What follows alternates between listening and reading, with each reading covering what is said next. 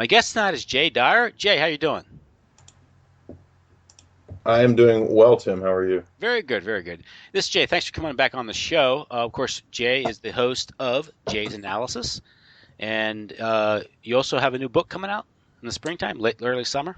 Yeah, Esoteric Hollywood, Sex, Cults, and Symbols in Film will be out in June, and it is ram-packed full of full of stuff. So I think it's going to be a good tool for waking people up. So if you've got family members who like movies, which everybody does, and you want to use movies as a way to kind of get people thinking about real geopolitics and real issues and spirituality and these kinds of things, that's what I think it'll be good for. And your series, Esoteric Hollywood, the podcast you do, kind of largely covers that, right? Yeah, it's a lot of the same material, and then I'll throw in new guests, and we'll pick up a new film series like doing Hitchcock films, or looking at recent horror films, or anything that sort of comes about that kind of catches my attention. And that's picked up quite a bit, by the way, in the last few months. Some of the shows have been getting anywhere from 10 to 20,000 Oh, listens. wow. It's doing well.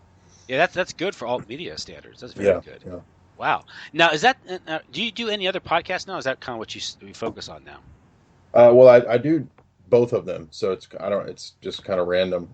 Esoteric Hollywood's always kind of relate to film in some way, but I also do just Jay's Analysis, where Yeah. I had Alexander Dugin on last time, and we had a good talk about geopolitics and philosophy for about an hour. Yeah, he was the Russian fourth way philosopher. Is it fourth way? Correct. Yeah. Yeah, fourth way. Former Yeah. advisor to Putin, right? Now, recently, well, of course, tonight's topic, late last month, I think on the 22nd of March, coincidentally, you had this attack in Brussels, and of course, it was reported as a terrorist attack from two members of ISIS. From at least that's the standard or the official narrative right now. And you've done a number of interviews. You also penned an interesting article, Terror Theater, the EU Babel, Brussels, Attack Numerology, and Media Fakery. So we've had time to digest the information, the news, the fake news, the other pieces of evidence that have seeped out of Europe. What do you make of that event? And hey, let's talk about the article. So. Sure. Well, I wrote this article really trying to get a full perspective, at least at the time. I wrote it a week ago, and try to look at the big picture, which is generally what I look at. And the first thing that came to mind was Bilderberg. It was the Gladio plan, and it was the EU as a whole. And so, when we see these events, we oftentimes are corralled into our sort of reactionary criticisms that we make of, oh, it's those immigrants, and it's this, or oh, it's the radical jihad, it's the Muslim terrorists that have been plaguing us forever, or oh, it's the a global elite that are devising a divide and conquer strategy, and they're just trying to stamp us all down. And I think a lot of those pet theories that we fall back on really miss the big picture, because there's aspects of truth in each of these perspectives. And one way that we can see that, I think, is the short-sightedness of the various aspects of alternative perspectives out there. So the alt-right, for example, they might be amenable to the notion of the Holocaust being a massive hoax. Many of them hold to that opinion. Yet they'll turn around and mock you and tell you that you're a retard if you talk about hoaxery and fakery and stagecraft and modern media events. So I don't know how they think that they can, determine something decades ago was a mass hoax and then turn around and dismiss anyone who talks about that occurring in modern day events. And at the same time, the alt-right perspective will talk about Islam and immigration, and the alternative media tends to not talk about that, although some of them I think have been forced to talk about it a little bit because it's getting pretty obvious. So which of these is right? Well, part of them, there's aspects of both sides which are true. So that's kind of the mindset that I have when I approach this piece to write about how it's a bigger strategy. And if you look back at the origins of the EU and the Coudenhove-Kalergi plan, it makes perfect sense. So you have the displacement of existing populations through the promotion of things like abortion and contraception and uh, illegitimacy, pop culture, weaponized toxic culture. This is all designed to target the existing population, and then you move in a foreign population. And of course, this has been cited as a warfare strategy by people in think tanks and big universities. Like we've talked about several times, Kelly Greenhill's strategic engineering or strategic engineered migration as a weapon of war. Weapons of mass migration, I think. Yeah. Yeah.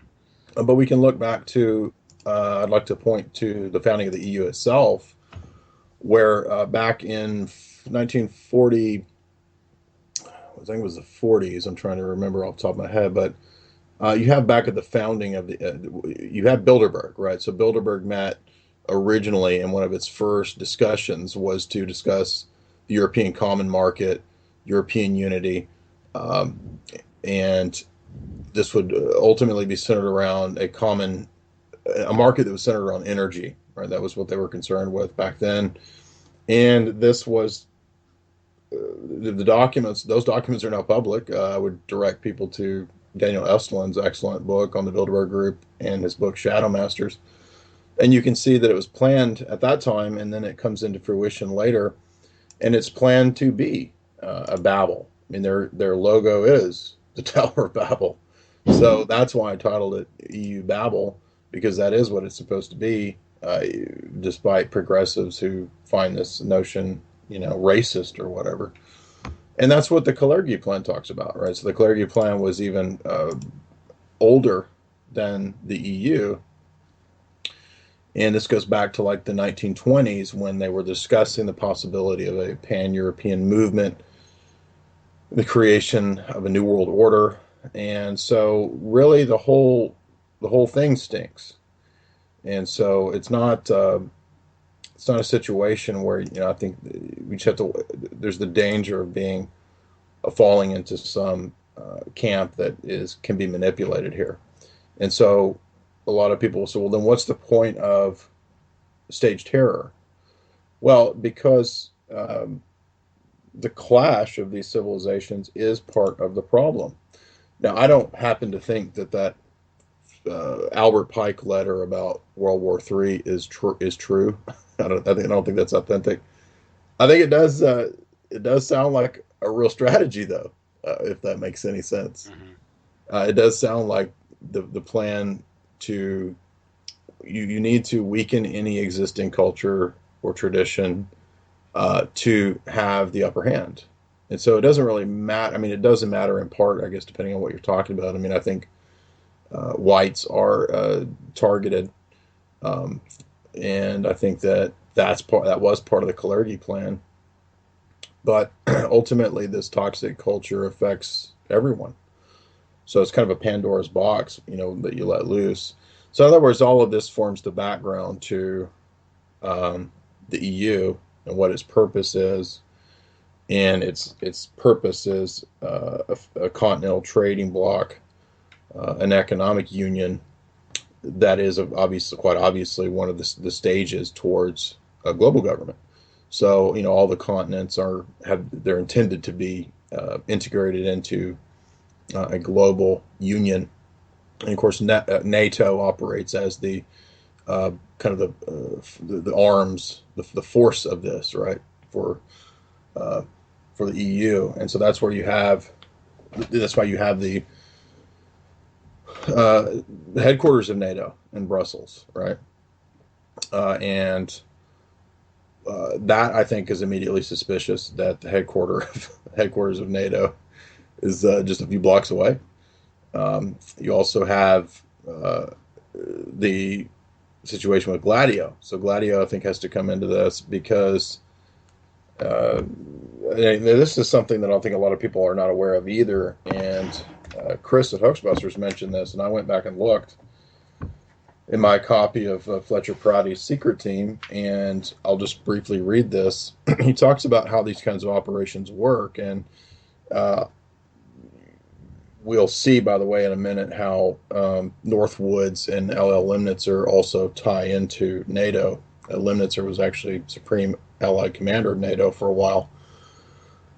But Fletcher Prouty writes that he says this type of game is played by the clandestine operator. He sets up the scene by declaring in many ways and over a long period of time what the communists and the enemy in general that they're about to strike, that they've begun a subversive insurgency campaign in a third country. The clandestine operator prepares the stage by launching a very minor or very secret or provocative attack of some kind that is bound to bring about a reprisal. These secret attacks, which may have been made by a third party or by stateless mercenaries whose materials were supplied secretly by the CIA, will undoubtedly create reaction, which is in turn then observed in the U.S., i.e. via the media. This technique was developed to a high art in the Philippines during the early Magsaysay buildup, to the point where the Huks were actually some of the Magsaysays' own troops disguised and set upon the unwary village in the grand manner of a Cecil B. DeMille production. The next step is to declare one's enemy act aggressive and subversive. And then the next part of the game is activated by the CIA, where the National Security Council moves to basically promote a war. And then he goes on to talk about how this is what the Gulf of Tonkin was, where a number of the leading actors in the cast of characters led to the war in Vietnam. So that's something that Prouty, of course, claims to be directly involved in. So, and you also have the destabilization, because according to Prouty, the CIA imported 1 million Tonkinese into the South to destabilize the South, to create the crisis in South Vietnam. Exactly. So there's another parallel right there. So in 1951, you have Italian intelligence, which was called SIFAR back then. This is Italian military intelligence, becomes SID, and then becomes SISMI. And you have this notion to create a secret sort of paramilitary group that can operate behind the scenes clandestinely on the part of NATO. And so a lot of these military guys, and we talked about before in previous interviews how this relates to P2 and so forth, Italian Masonry. But SHAPE, which is Supreme Headquarters Allied Powers of Europe, that is the power structure of NATO. They are kind of running this secret team group in Gladio, and they make the decision to leave these cell units as a means to combat the possibility of Soviet invasion. And so they engaged in, of course, terror, stage terror, and things like that we've discussed in the past. But from this group, interestingly, would come, as I mentioned, L.L. Limnitzer. And so if we want to connect Gladio to stagecraft, we can also find it through the fact that Operation Northwoods, which dealt with blaming Cuba, explicitly mentions stagecraft, right? It explicitly mentions a fake airline that was blown up by Cuba, supposedly, with fake passengers and fake names. So here's the guy who was head of NATO from 1963 to 69, heading up Operation Northwoods as a proposal to the Kennedys. And presumably with that would have been fake news reports. Exactly. With fake grieving loved ones. Mm-hmm. Crisis actors. Exactly. So, yeah, okay. Right.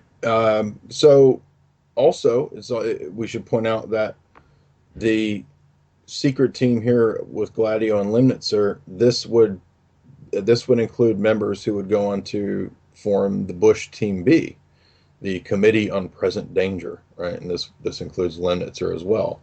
In the Bush Team B, this gets into the notion of, actually in the 70s, even prior to Reagan, creating private intelligence networks. And so, we talked about Safari Club and Joseph Trento's book. And, again, it's a lot of these same groups people, these same circles, as well as, for example, well, a lot of them are, of course, neoconservatives, right? So you have people like Cheney, you have Richard Pipes, who constantly says there's no such thing as a conspiracy ever. This what is he, a Harvard guy, right? Except for Marxist Leninism. Oh, that's the only one is the Soviets, and everything else is not true. Yeah. But so, why is all that relevant? Well, that's Euro terror, right? And we can look through examples of this with the Baader Meinhof, and that being a fake radical leftist group.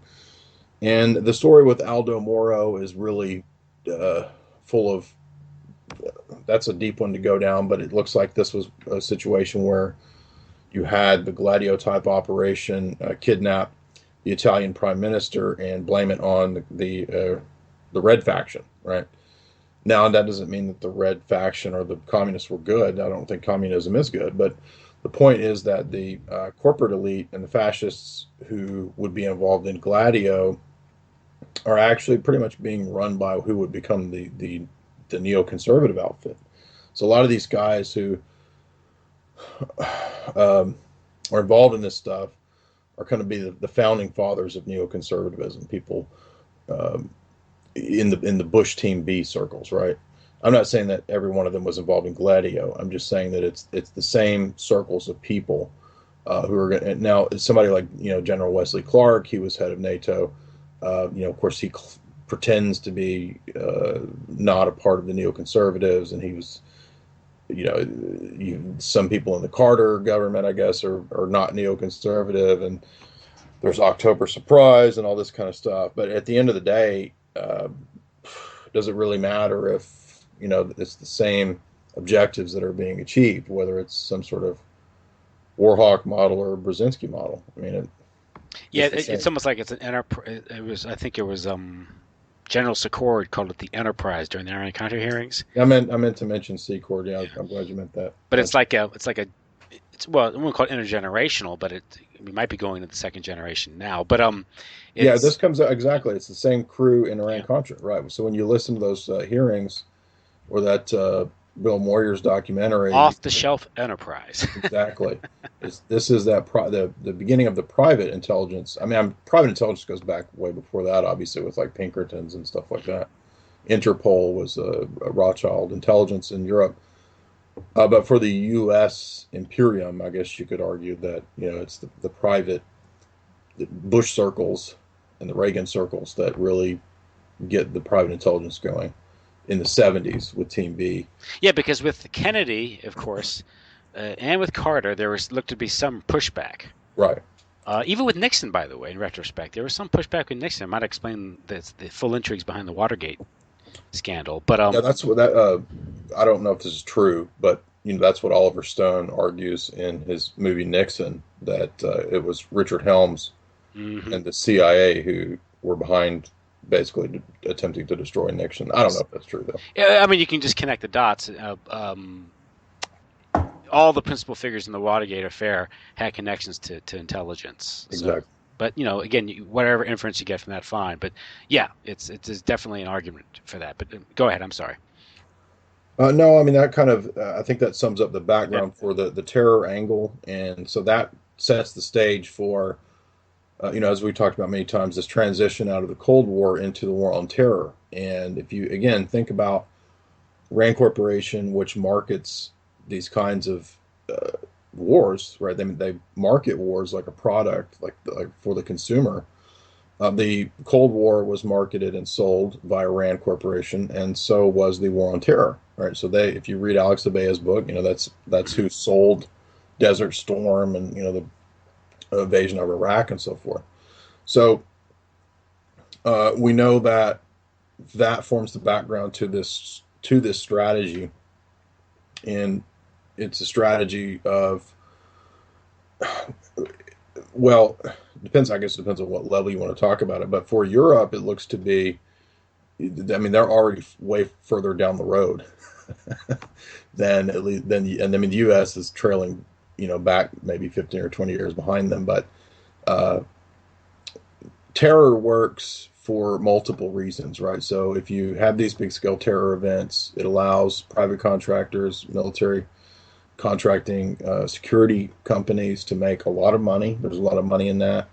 It's great for media. It's great for ratings. It's great for the effect or the whole point of terror, which is to it functions as a psychological warfare operation on the population itself, right? And this is one reason why it doesn't make sense to always assume that it's ISIS, because terror doesn't generally benefit the supposed terror group.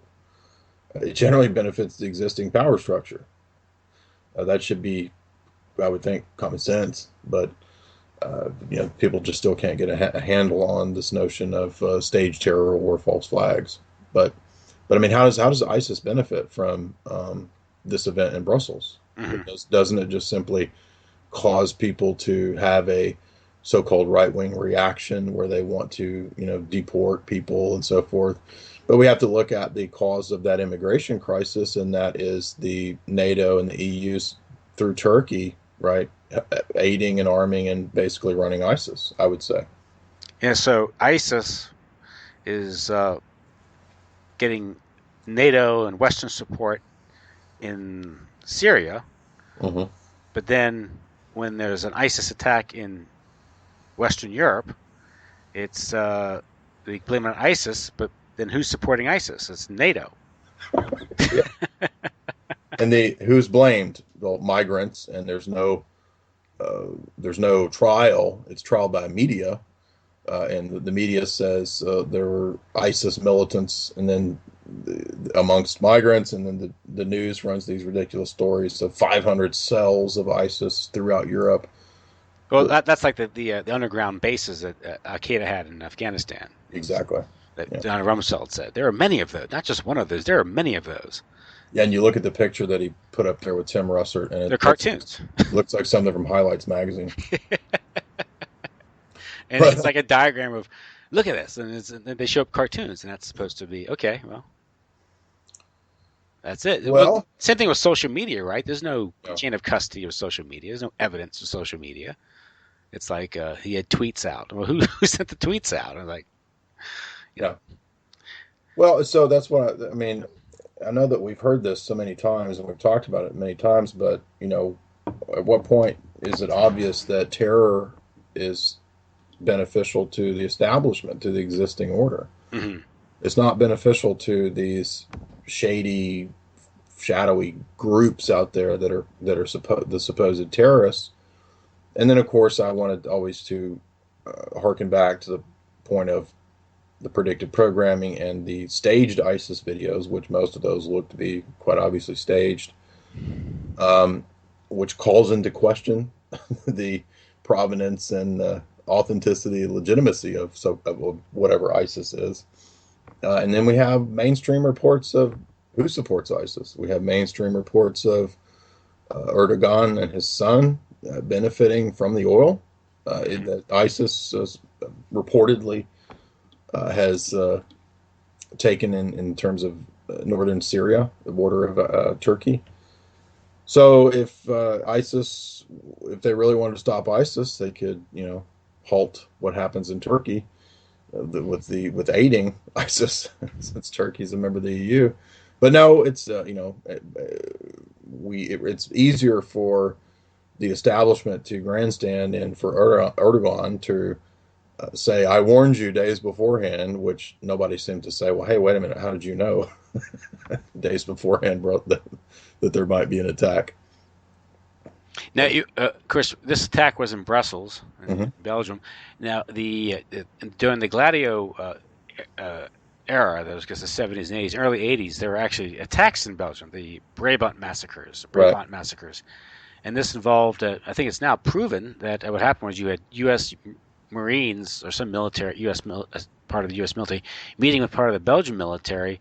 They raided a police station, killed a police officer, took the arms. Then the arms were the munitions, I think, were then linked to these random mall attacks, shopping mall attacks, Mm-hmm. killing like 28 or injuring 28 and killing 40, or killing 28 and injuring 40 others. and it was these things were never solved, but it was linked to Gladio. Of course, the investigation of Gladio was suppressed, stopped because of national security reasons. Read into that. So then you have these. You have random shooting events occurring, in shopping malls in Belgium. So linked to being a part of NATO, to Gladio. Mm-hmm. So with that in mind, with that perspective, that context, what are we to make of what's going on now, right? I mean, it's a reasonable suspicion, but there's no mention of it in the mainstream coverage of the media trying to analyze what's going on. Mainstream media never talks about a bigger picture. It's always about fluctuating and changing fluid details of the event at the time. Mm-hmm. And what it was, Sybil Evans just recently gave a number of reviews talking about Gladio B, mm-hmm. which involves a new wave or phase of attacks that pretty much have the similar strategy. Strategy of tension. Yeah, and that is the point of Gladio, is specifically said to be strategy of tension. Mm-hmm. And it's also mentioned that where these two brothers in Belgium, Brussels. What's their name again? They were linked to the attacks. Put up here.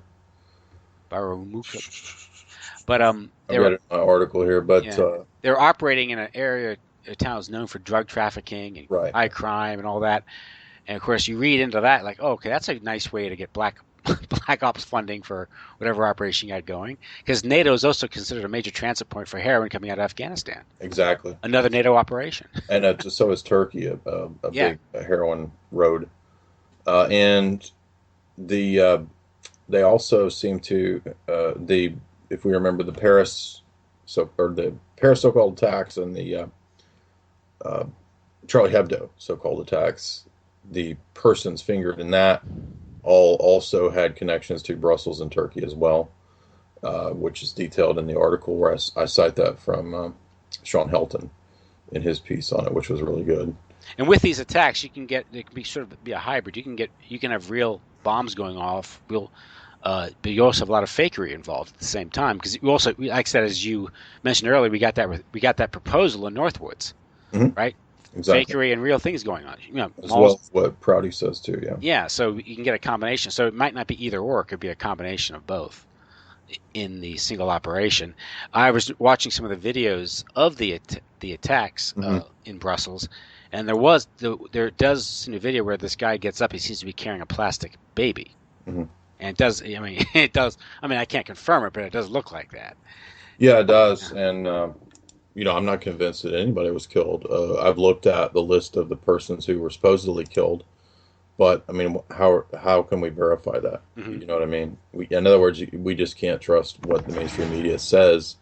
So there's not really any way to verify for sure from our vantage point. And there's this other unless you know somebody who was there. Yeah. There was another young lady making her rounds claiming her boyfriend is missing or dead. And Emily Eisman, she's kind of a cute young girl. Yeah, and giggling, right? Giggling, and she runs this website, sort of like a Christian missionary thing. Right. Giving wholesome advice about, purity and, all good advice, whatever. But, given our earlier discussions and my discussion last week with Mark Hackard regarding the use of missionaries for intelligence operations. And I'm like, oh, well, there you go. That's a great... and you also you mentioned this story of this Mormon missionary, mm-hmm. right? Yeah. Well, but right before I got to the details, I wanted to also mention the similarities that Sean Helton pointed out, and it occurred to me as well, the similarities to 7/7. Oh, so 322. Yeah. Of course, we can get to numerology later, but 7/7 was ridiculous because nothing in that event made sense. There was obviously all the normal patterns of drills, and the media runs these dramatic of they're on the loose. Can we get them? Sounds like Homeland or an episode 24. And the backpack man is on the run, right? And it's when the two guys on the run, and then we had that with this case, two guys on the run, brothers. And then, even mainstream media reported that the mastermind there, Rashid Aswat, and then the blind sheik, well, they're openly reported to be MI5 assets by mainstream news. So And the Finsbury Mosque, which is supposedly loaded with MI5. exactly, Yeah. Londonistan, right? Yeah. So, so And in fact, the explosion of the trains occurred outside the train and the tube station, where they were exploded inwards, whereas the story was they're inside the train when the bombs went off. So slight little problem there. right. Now we're going to see some big gaping holes as we discuss this one as well that can't be reconciled with normal physics. Maybe the quantum foam, like Chris says, was bubbling up, and the normal laws of physics just were completely suspended that day. But so we also have the situation of um, this. So all of the photos that we have, and this is one of the key points, as well as I think the ridiculous story of the missionary. The baby does look to be fake in that video. It looks like a crisis actor scenario. But all the photos are from this woman who goes by the name of Kadivan Kardava. And she, I believe, is a Georgian journalist who works with NATO. She works closely with them. And if you watch her interviews, she says, I was 5 feet from the bomb blowing up. I was 5 feet away. And the CNN girl says, were you not able to help anyone? I'm a journalist. It's not really my job to help. It's my job to take pictures. So, yeah, supposedly everyone's getting their limbs blown off, but she has the time to sit and take pictures. But so all the photos that we have that are the supposed authoritative photos are from her. Now, this is important because this is a big key to the fakery, I think. If you look at the Somali mall attack from a few years ago that was supposed to be Al Qaeda, wouldn't you know it? There's an AP photographer who just happens to be right in the middle of every single action scene there. Now, why, how this AP photographer is there taking all these staged shots is beyond me. How don't they have a crystal ball, I guess? But it reminds me of the AP photographs of the inside of the North Korean so-called space program, where North Korea was going to launch their nukes with the disco ball style technology that they have there inside a big sound studio. But there happens to be an AP photographer there on scene to take all the photos. That's like the serendipitous moment of the Nade brothers, right? Being there at the trade center. Right. Just happened to record this. Not only did they record it, it's a perfect shot. Yeah, right. Now, whatever. Take remark from that. Now, Kadivan Kardava actually works for, I think, the public broadcasting there in the EU. That's her job, and you can see her working intimately with all of the heads of NATO. She's got inside connections and the ability to interview all the heads of NATO and so forth. So she's obviously a inside player. She's not a real journalist. And we look at. I listened to also other interviews by so-called on-the-scene persons, and these were quite clearly operative persons. These were operatives. These were not people who, were actual. They didn't sound to be legitimate. They sounded like scripted bullshitters, basically. These are the people who are there to go on mainstream media to tell the story, right? If you can find those, there's one, I think it was Fox, did a talk with some guy who doesn't sound like he's from Belgium. But he sounds like he's from another country. I'll let you decide what country you think that is. But let's see. So you mentioned the baby. That's interesting because that would immediately harken to crisis actor scenarios, and those do involve large-scale events. And I pointed out the recent, about a month ago, UK terror drill, which is the biggest, I think, terror drill in the EU to date, where they had 1,000 crisis actors and 4,000 participants. And this cost £800,000 in UK money. And you watch the videos from RT of this event, and it looks real. I mean, if they were to just show you the crisis actor scenario that was going on, the drill, you would think it was real. And Chris at Hoaxbusters has put together an excellent video that I recommend called Warning Graphic Content, where he has put together some clips from different military, private contractor corporations, security companies that specialize in this kind of stuff, that they put on these drills. And they have advanced hyper-realistic training, it's called, and they use, basically Hollywood techniques to where it looks like real blood, and bombs, pyrotechnics, and so forth. And it looks just like the Boston bombing. So I think that we should be willing, as Naomi Wolf says, by the way, who I don't think anybody wants to immediately just say she's a complete nutball. Well, Naomi Wolf says these events look fake. And I agree with her. So here you have a prominent leftist admitting this. But I think it's curious that, a month before this event, we have this terror drill that involves the bombing of a subway in the UK, right? I mean, this footage could be from that. Who knows? Well, weren't they caught using footage from 2011 from That's Russia? what I was going to move to next, was the usage of the wrong footage not once but twice, according to Mikhail Shisudovsky at Global Research, who pointed out that it was twice they ran the wrong footage, which, I mean, I don't know how you do this. How do you accidentally run the wrong footage not once but twice? That's like on 9/11 when they ran the feed tape of Palestinians celebrating. Mm-hmm. Oh, great point. How many times has the media been caught doing this, by the way? Running wrong things. The BBC. Sandy Hook, they did that too. They ran a video of a school 75 miles away where there was some sort of, an acknowledged drill or incident. Mm-hmm. But they ran it as if it was Sandy Hook was going on at Sandy Hook, yeah. We also have even The Guardian talking about this instance of this photographer, this award-winning photographer, photojournalist, who's directing this little girl, to put her. I saw that, yeah. Put her figurine or whatever she's doing at the shrine there to make it look good. So here we have, constant.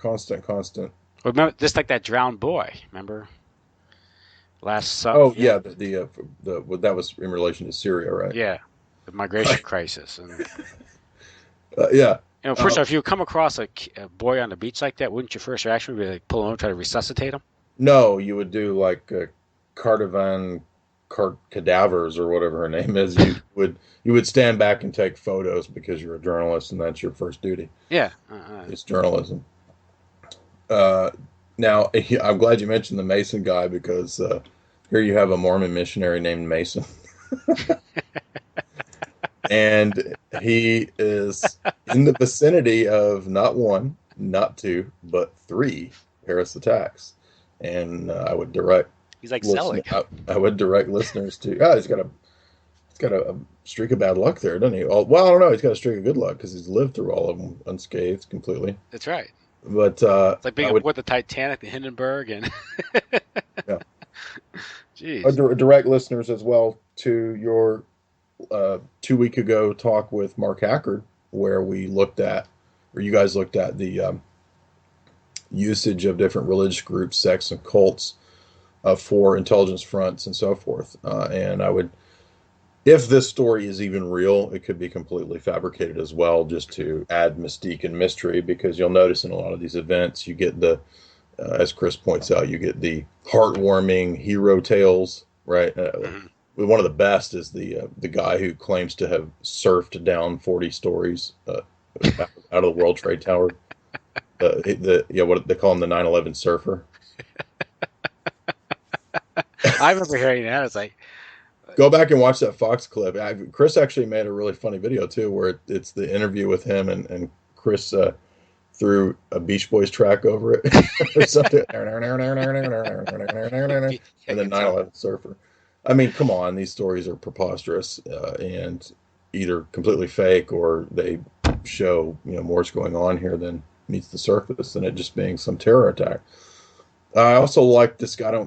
I wouldn't completely agree with this guy's research, but this guy put together a video about this wealthy pro-Israeli billionaire Olaf Thon, who happened to have property that was damaged in the Breivik event and the Brussels event. So that would suggest, I would think those things might be details worth looking at. But of course, nobody in mainstream media establishment is actually interested in figuring out these events. They're actually promoters, and they're car salesmen is their whole job, is of course to sell the war on terror. So you just get a new insurance policy on the properties. it's how we had right, Silverstein style, right? A double indemnity or something.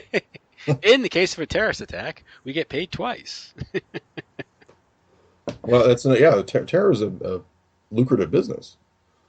That's another important point here. And I think Patrick made this point in his article and analysis of it. It's that it does allow the security companies to benefit tremendously. Now, police state pageantry, I think the term he used. That's a great way to put it. And what amazes me is everybody. If we think about the Bush era, that's anytime that's mentioned or people think back to it, it's just tremendously unpopular, right? Because it was about the wars and this weapons of mass destruction, and that was all a lie. Now the same power structure is still in power. Does anybody think that they've stopped lying? Do they think that the deception has ceased? Is it there's no more deception and it's just us against ISIS now? I mean, come on. And that's why I don't know. And for the people who are so hard-nosed against the idea of stagecraft and fakery, I want to at least see some attempt to deal with all of these contradictions and anomalies, because these things that we're talking about, one thing alone, one piece of data might not mean much. It might just be circumstantial that this Mormon missionary happens to be in the vicinity of 3 bombings. But when we have a bunch of examples and they keep piling up, where this German lawyer happens to, I was actually at both of the bombings and I came out unscathed.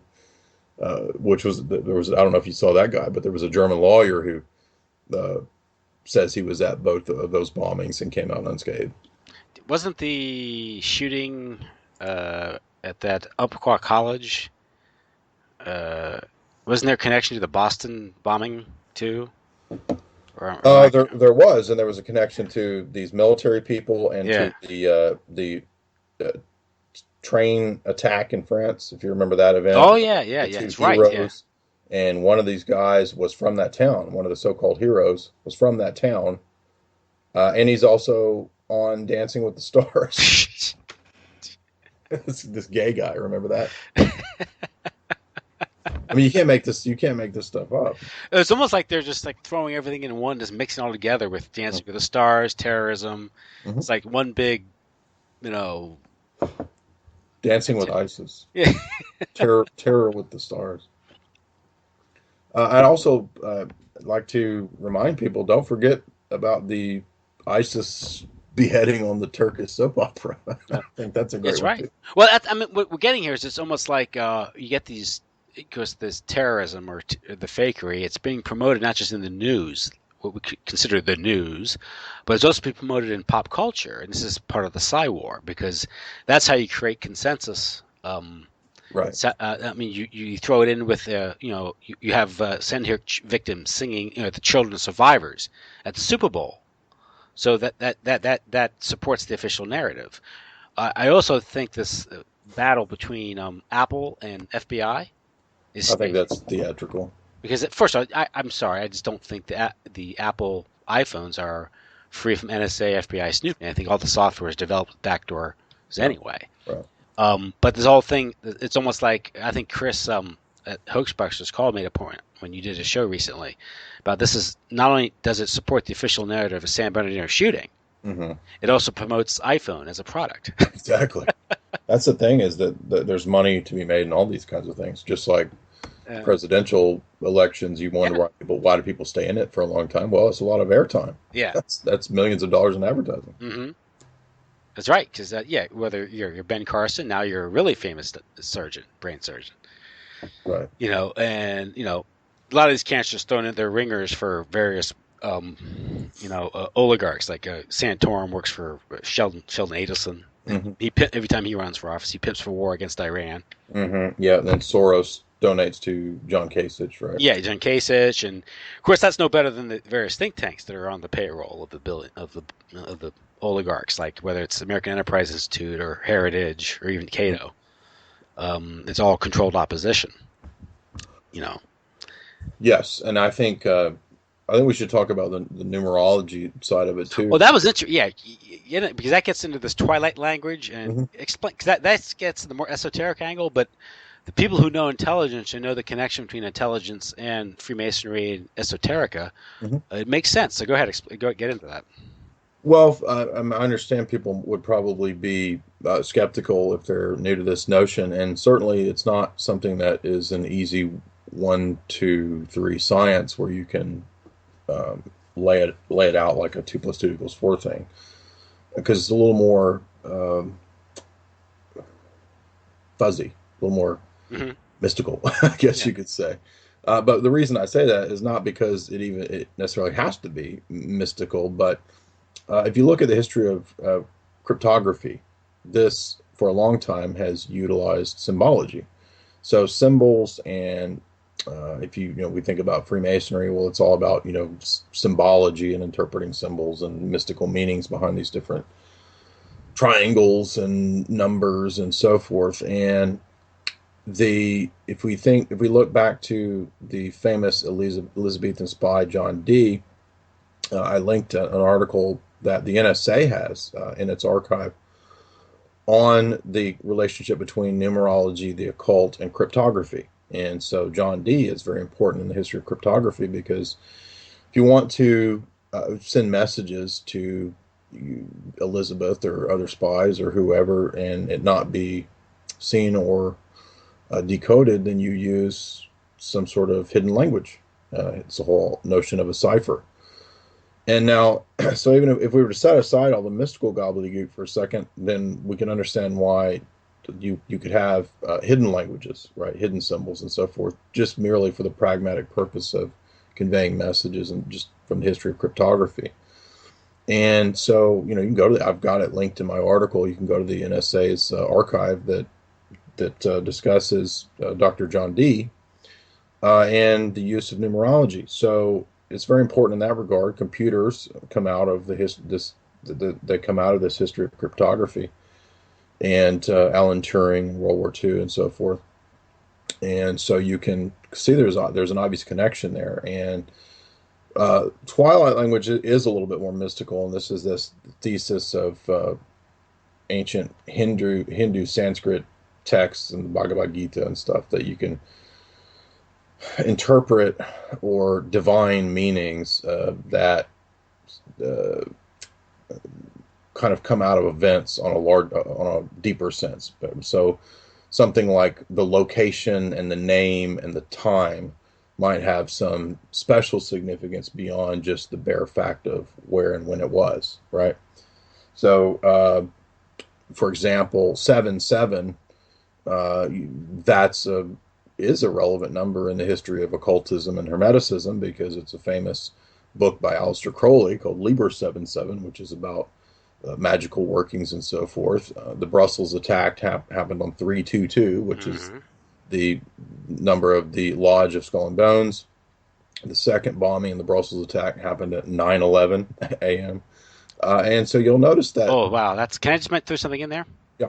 Um, uh, I was there was a lady goes by the name of Conspiracy Theorista on Mhm, YouTube, mhm, and she has one of her things about this. She has a picture of Newsweek magazine mhm, from April 1967 with David Rockefeller on it, and it's a picture with him standing in his office. And behind him is Manhattan, the would be. It's when they broke ground for the World Trade Center. mhm. He's overlooking that site, and that's when they broke ground for the World Trade Center. And his watch is on 9/11. Oh, wow. So, but sorry, I had to throw it in there because I thought that was relevant to what you're saying. But go ahead. So, Well, and I saw a significance to if you want to see more in depth in this regard, there's a link to my article about the missing Malaysian plane nonsense from 2014, and you'll see I include in that the speech that Christine Lagarde gave to National Press Club, mhm. and she's of the IMF talking about Magic Seven and numerology and so forth. And even if you set aside any kind of spiritual meaning to this stuff, there is, at least I would argue, a kind of code or linguistic. It's a signal to Mhm. those in the know. And so she talks about numerology and the magic seven. She says the magic number seven, seven, seven. And then so at the time I wrote about how flight 17, 1 times 7 equals 7.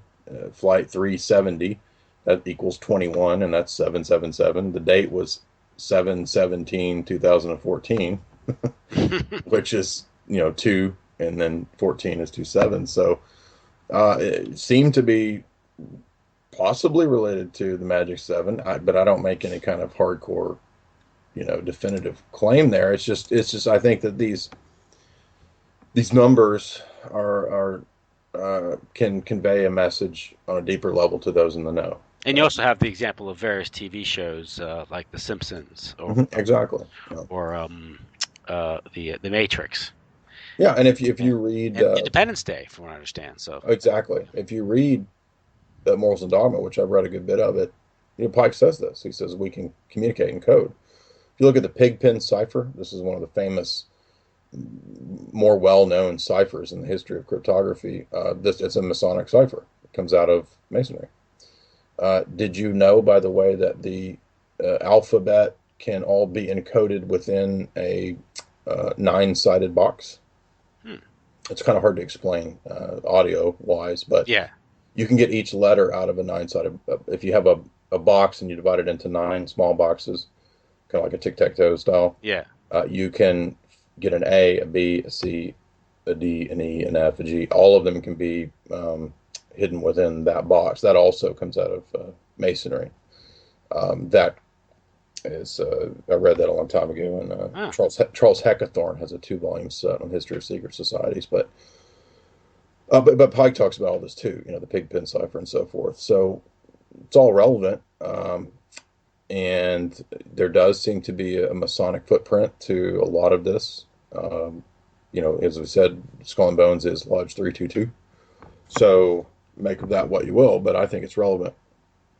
Um, yeah, I mean, there's plenty and plenty of examples that you could there's all kinds of numerological examples that you could give to this kind of stuff. I've known it isn't numerological, but just an example of hints to 9/11 Hmm. as far back as 1979. Supertramp's album "Breakfast in America," Hmm.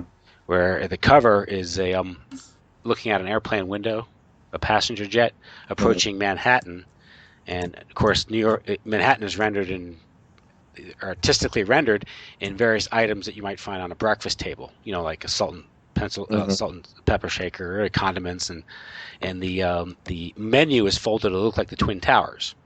Oh, wow. And on the cover is a frumpy old diner waitress holding a menu saying "Breakfast in America." It was a big breakthrough album in America, Supertramp's album. But the word Supertramp, the band's name, the 9/11, the part of the album cover, the tip of the menu is folded over to make it look like the Twin Towers, is Hmm. obscuring the U and the P, and it looks backwards 9/11. Wow.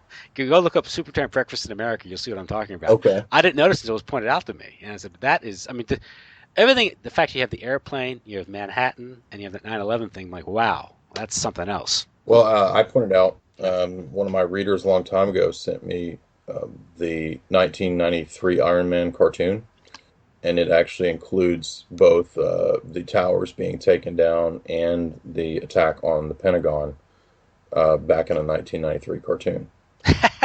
And yeah, you can Jeez. find that clip if you go to YouTube and you look up Iron Man cartoon predicts 9/11. You'll see it there on YouTube. But also, go Years ahead. ago, I was listening to Alex Jones, had one of those people out at Las Vegas, Uh-huh. This is about, I saw this like 6, 7 years ago, and they went out to Las Vegas, and the casino New York, New York. I think Uh-huh. it's New York, New York. I've never been there, but I think where they feature the New York skyline. Right. It was built, I think, back in the '90s, and absent is the Twin Towers. Wow. And so the guy went there, asked about it, and the manager ended up calling security on them and kicking him out. But but I'm saying, you think of New York skyline, you thought Twin Towers ever since they went up, right? They completed in 1973. They were a part of the New York skyline. But in New York, New York, I guess they don't bother featuring the Twin Towers on New York skyline. They have the Chrysler Building and the World, and the Empire State Building, but you don't have the Twin Towers. Have you heard of Radiohead's Kid A? No. Predicting that's an interesting one.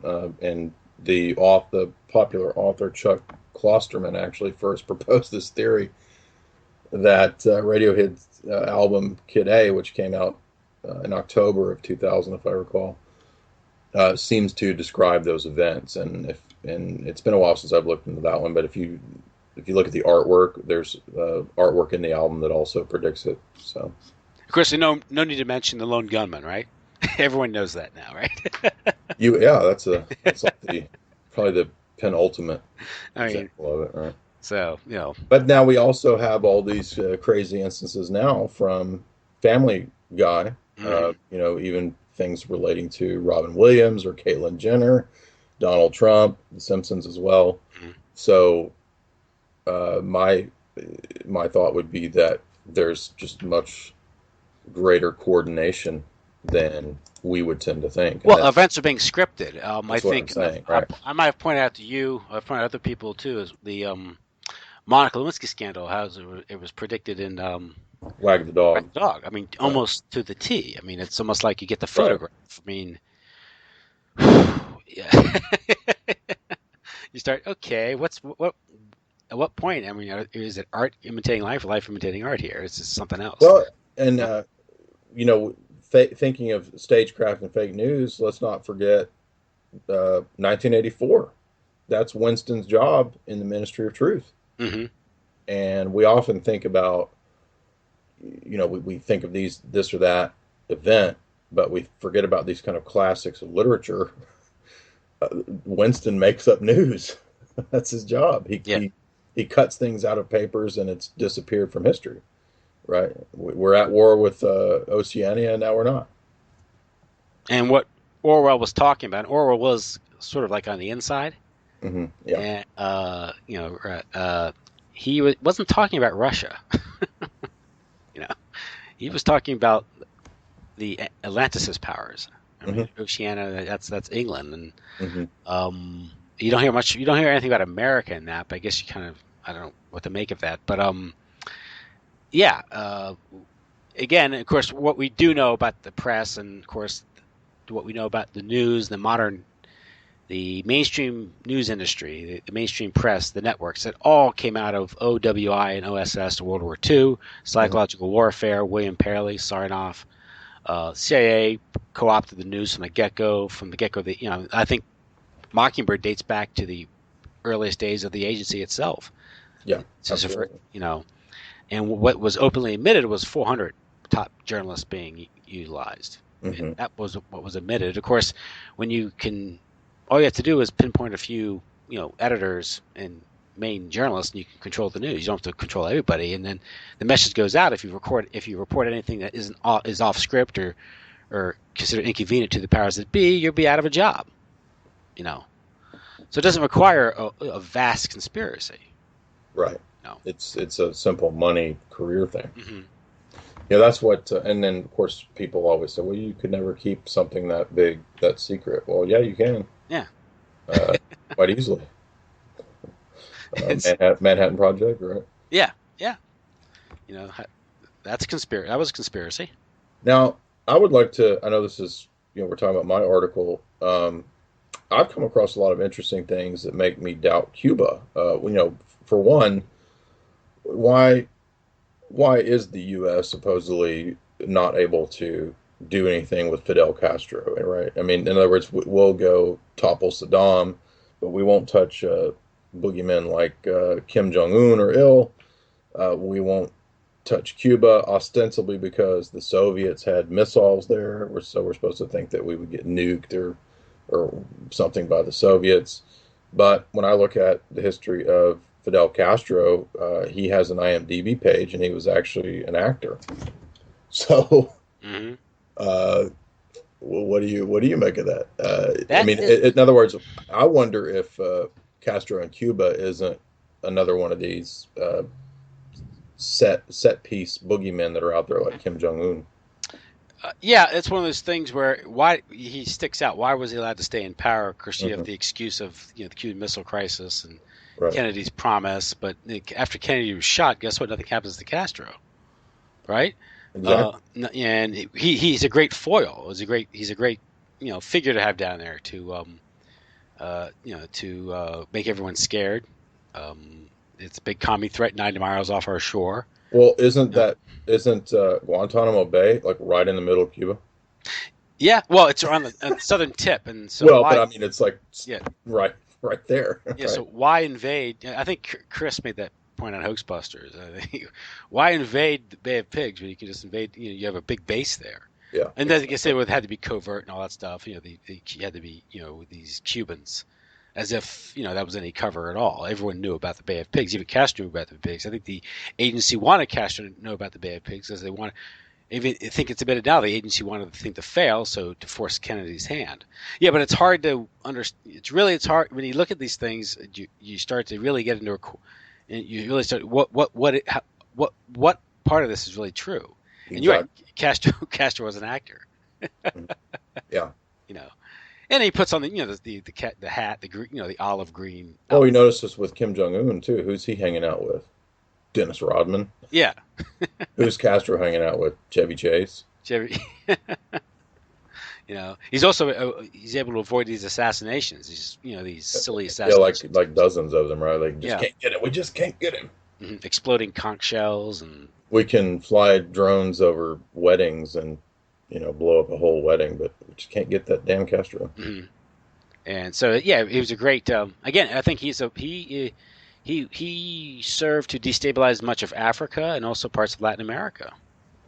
Right? I mean, because he went into Angola and protected. Weren't Cuban soldiers protecting Gulf oil fields or something? Or Western oil companies were hiring Cuban soldiers to protect their oil fields. Is that right? So that gives you an idea of what's really happening at the top, right?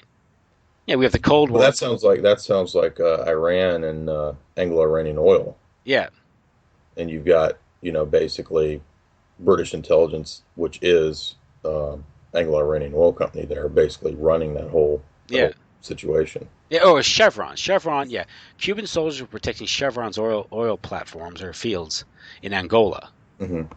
and Chevron backed the communist government. I think it was Jose dos Santos. I think was the name. This is back in Cold War politics. Sounds like Bill Donovan training Mao's guerrillas. Yeah, yeah. And at the same time, you have the Reagan administration supporting Jonas Savimbi, Hmm. UNITA, and I think it's just an excuse to sell a lot of bombs, destabilize Africa, keep it poor and Yeah. accessible to Western oil companies, which is the model. Isn't that the model, the Uh, globalist model? what when the U.S. Aiding both sides of the Iran-Iraq conflict too? Yeah, yeah. We Yeah. missiles, and that gets into the enterprise, and they were like raiding NATO. They were denuding NATO of its weaponry to sell to Iran. That's part of Oliver North's operation. Exactly right. Right. Yeah. And the Ayatollah was more than willing to accept the weaponry, Yeah, right? the weaponry, because we were feeding all types of intel to Iraq, because we're the ones that got Iraq to invade. The Carter administration was one that kind of convinced Iraq to invade, attack Iran, Mm-hmm. and then that's when it went in the debt to borrow it to pay for the war, because that sets the stage for the Gulf War. Exactly. See how this works? Now, what I the mean, situation with Saddam and the Kurds is that? well, Am the I Kurds have always been. I mean, they've just been screwed right and left by right? Kissinger, and I mean, the Kurds are there just to kind of like destabilize the area. They're like because they're there to put pressure on Turkey and Iraq and Iran. They're like a stateless group. Okay, so that was what was going on with. I'm just trying to remember that situation in the Yeah, '80s. Yeah, it was like it's the Kurd separatists. From That's time, it. Yeah. cause the problem is you can't really support Kurd nationalism because that affects Turkey. Turkey Hmm. is a member of NATO, Hmm. so they get limited support. It causes an uprising, then the support's pulled back, and then they get massacred. And Okay. right now, they control an area of Iraq because we broke apart Iraq. Hmm. I think that was part of it. It's a For the joint deal. Anglo-American Israeli operation. Right. That serves their Israelis' ambitions in the Middle East, whereas everyone's weak. It's the Odan-Yunan plan where The Odin-Yanan plan, right? everything's weak and destabilized, and that gives Microstates, right? yeah. So Israel can expand or tap the oil fields or gas fields and all that. It's one big. Now, another area that's curious to me too is the situation with Arafat, because I can't figure, he seems to kind of be dancing around different sides of issues too, because there seems to have been so he supposedly went to Moscow and hung out there for a while, but he Mhm. supposedly also was cool with Reagan. Yeah. Then you have in Victor Ostrovsky's book on the Mossad, he talks about I think Arafat's bodyguard was like a Mossad guy or something. Well, that's not too surprising. The PLO is so corrupt anyway. That's what I was trying That's to why get. Hamas Yeah. was started, right? And of course, Yes. Hamas Yeah. got to Which start was started by Israel, right? at Israel. you know? And so, okay, but I think it's Viktor Ostrovsky also claims that Carlos Jackal had a Mossad handler the whole time, Hmm. and of course it He was served. was that why he was supposedly busted by uh what's his name, Black? Yeah, yeah, that's right. Yeah, that's right. And so, yeah, he just served. Yeah, I guess he no longer was Served his useful. purpose. But the whole point, this goes back to what you're saying earlier, is who benefits from this idea of these what, crazy Arab terrorists? The Israeli Yeah. state does. Well, that's what I realized a few years ago when I read Estlund's Shadow Masters book, where he talks about the drug and the jewel uh, black market and the terror. They all coincide, Hmm. and that's a big puzzle piece to see. Oh, and yeah, and you need the destabilization to provide the arenas for the drug trafficking and the gun running. Right, and the drugs and the corrupt banking with the front banks and all that is the means by which you move the large amounts of liquid cash. Well, that's the BCCI, Nuke in hand, Exactly. Castle Bank, unfortunately, the Vatican Bank, from what I understand. Yeah, Yeah. and Stephen Dorrell mentions Royal Bank of Scotland as well as MI6 front. Oh yeah, then I wouldn't even something like was like the what's that the big one out in Asia that started from the opium trade.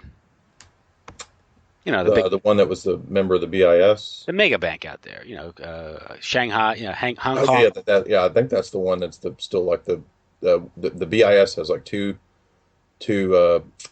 headquarters. Yeah. And one of them's in China. So I think it's in Shanghai. Yeah. but that goes. I mean, this is one of the things that goes into the Pan Am bombing that was pinned on Libya. Uh Ultimately, because we now know that wasn't true. Right. There is that story. What happened was that goes into the hostage crisis, Exactly. where the CIA was one CIA detachment was there trying to get the hostages out, supposedly. But in order to do that, they had to start to involve themselves in the heroin trade, which became very lucrative. So they didn't want the program to stop. So every time another part of the CIA found out where the hostages were, this part would tip off the terrorists and move them. And apparently, I think it was the Defense Intelligence Agency was caught onto this, and they're investigating it. And they were flying back to Washington, D.C. with the evidence on board Pan Am 103. And that's when it blew up. And I think the idea is that this other part of the agency arranged to have a bomb put on the plane. And this gets into this idea of haystacking, where to kill a few people, you kill 280 people. To get the Yeah. 1 or 2, right. And that's interesting because apparently that might have happened with what's his name, the Watergate guy. Guy who claims he was involved in the Kennedy assassination. E. Howard Hunt. Howard Hunt. E. Howard Hunt. Dorothy Hunt. His wife was on board at one of these strange crashes, and there were a handful of people aboard that plane that crashed mysteriously, coming, I think, on their approach to Chicago or takeoff from Chicago. And some people think that was an example of a few people being taken out, just to shut down the investigation. There was also a couple of people from an oil company that had been, or a gas company, that were involved in bribing the then Attorney General Mitchell. And the plane just crashed mysteriously, and I think they had high levels of not carbon monoxide, cyanide. They found on the plane.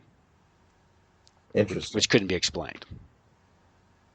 Yeah, that's new to me. I didn't know that. Yeah, so that's an interesting story. I think Jim Corbett had one show dedicated to that.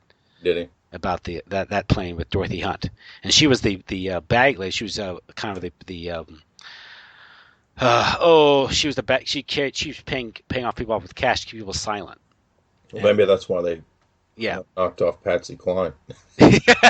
I wouldn't be surprised about that either. I was halfway joking, but then again, a lot of these kind of people might be being offed as well. Oh, like the Big Bopper and what's his name?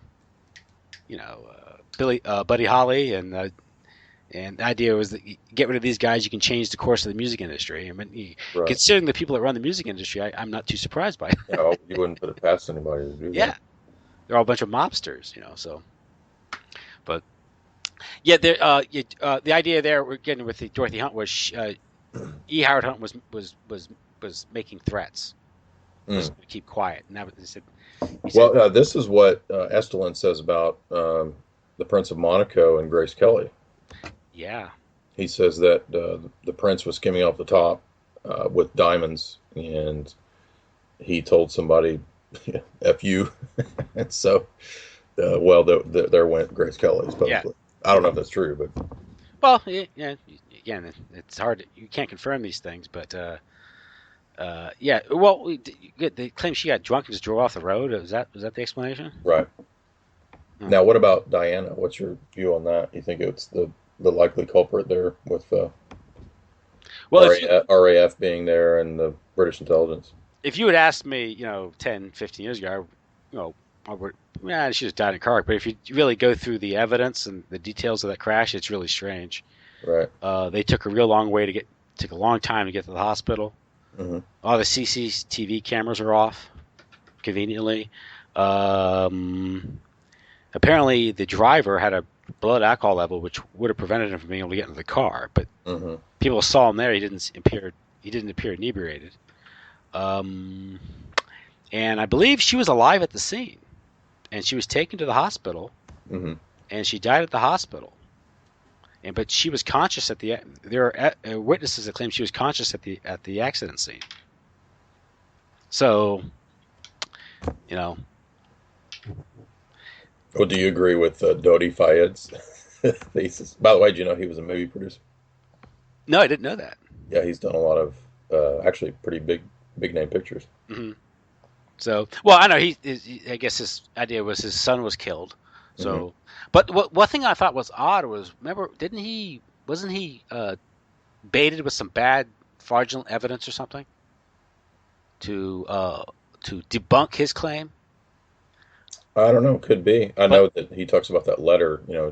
Diana had letters saying that they're in the company, and he supposedly wrote letters or something to Prince Charles or something like that. Mm-hmm. But again, a lot of people look at Diana as sort of a pop culture figure, and why would they bother? But again, then you have to understand the mentality intrigues of the royal family, and once you get into the reality of the royal family, you're like, oh. They're finding bodies on on the property of the castle there, Buckingham Palace. And then, of course, you enter into the whole. This was years before the Jimmy Savile thing, and he hung out with the royal family. And you think that first of all, you think the royal family has some sort of security or background checks for people who hang out with them. They would have known all This stuff, anyone doing Well, any wouldn't Her Majesty's Secret Service know yeah, uh, about? about what's going on there. Of course, he also hung out with Margaret Thatcher. Yeah, he hung out with everybody. Yeah, He was knighted by the papacy. yeah, and he was yeah, it's right, and he also made good friends with with that serial killer. I forget Uh, his name. Heath, you talking about the MP? Oh no, no, I'm talking about there was he's convicted, he's in prison now, but him and that boxer would hang out with this guy. They made friends with him, Oh, okay. and this was like during when he was hanging out with the royal family, so they know all this. Well, the bodies were found near Saville's home, Hmm. apparently.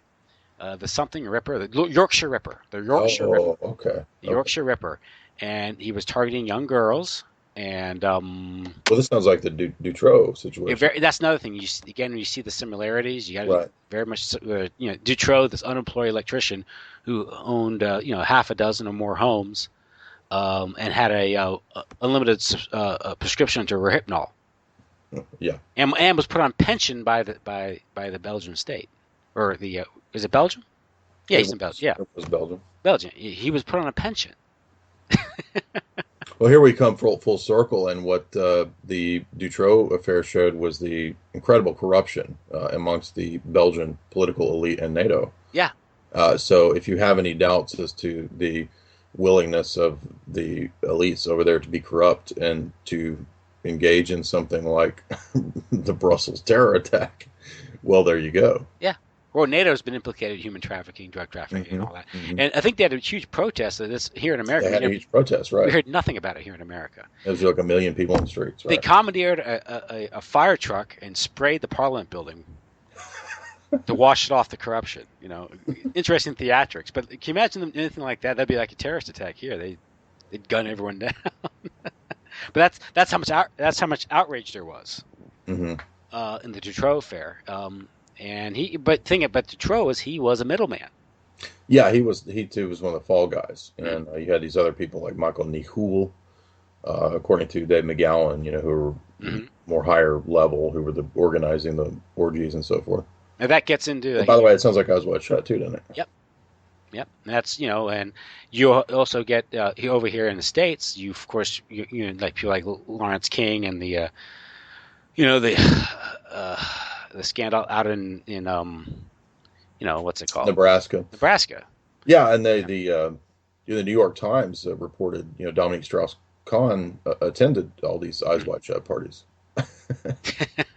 So then you have the claim. Of course, you have the recent thing with Epstein.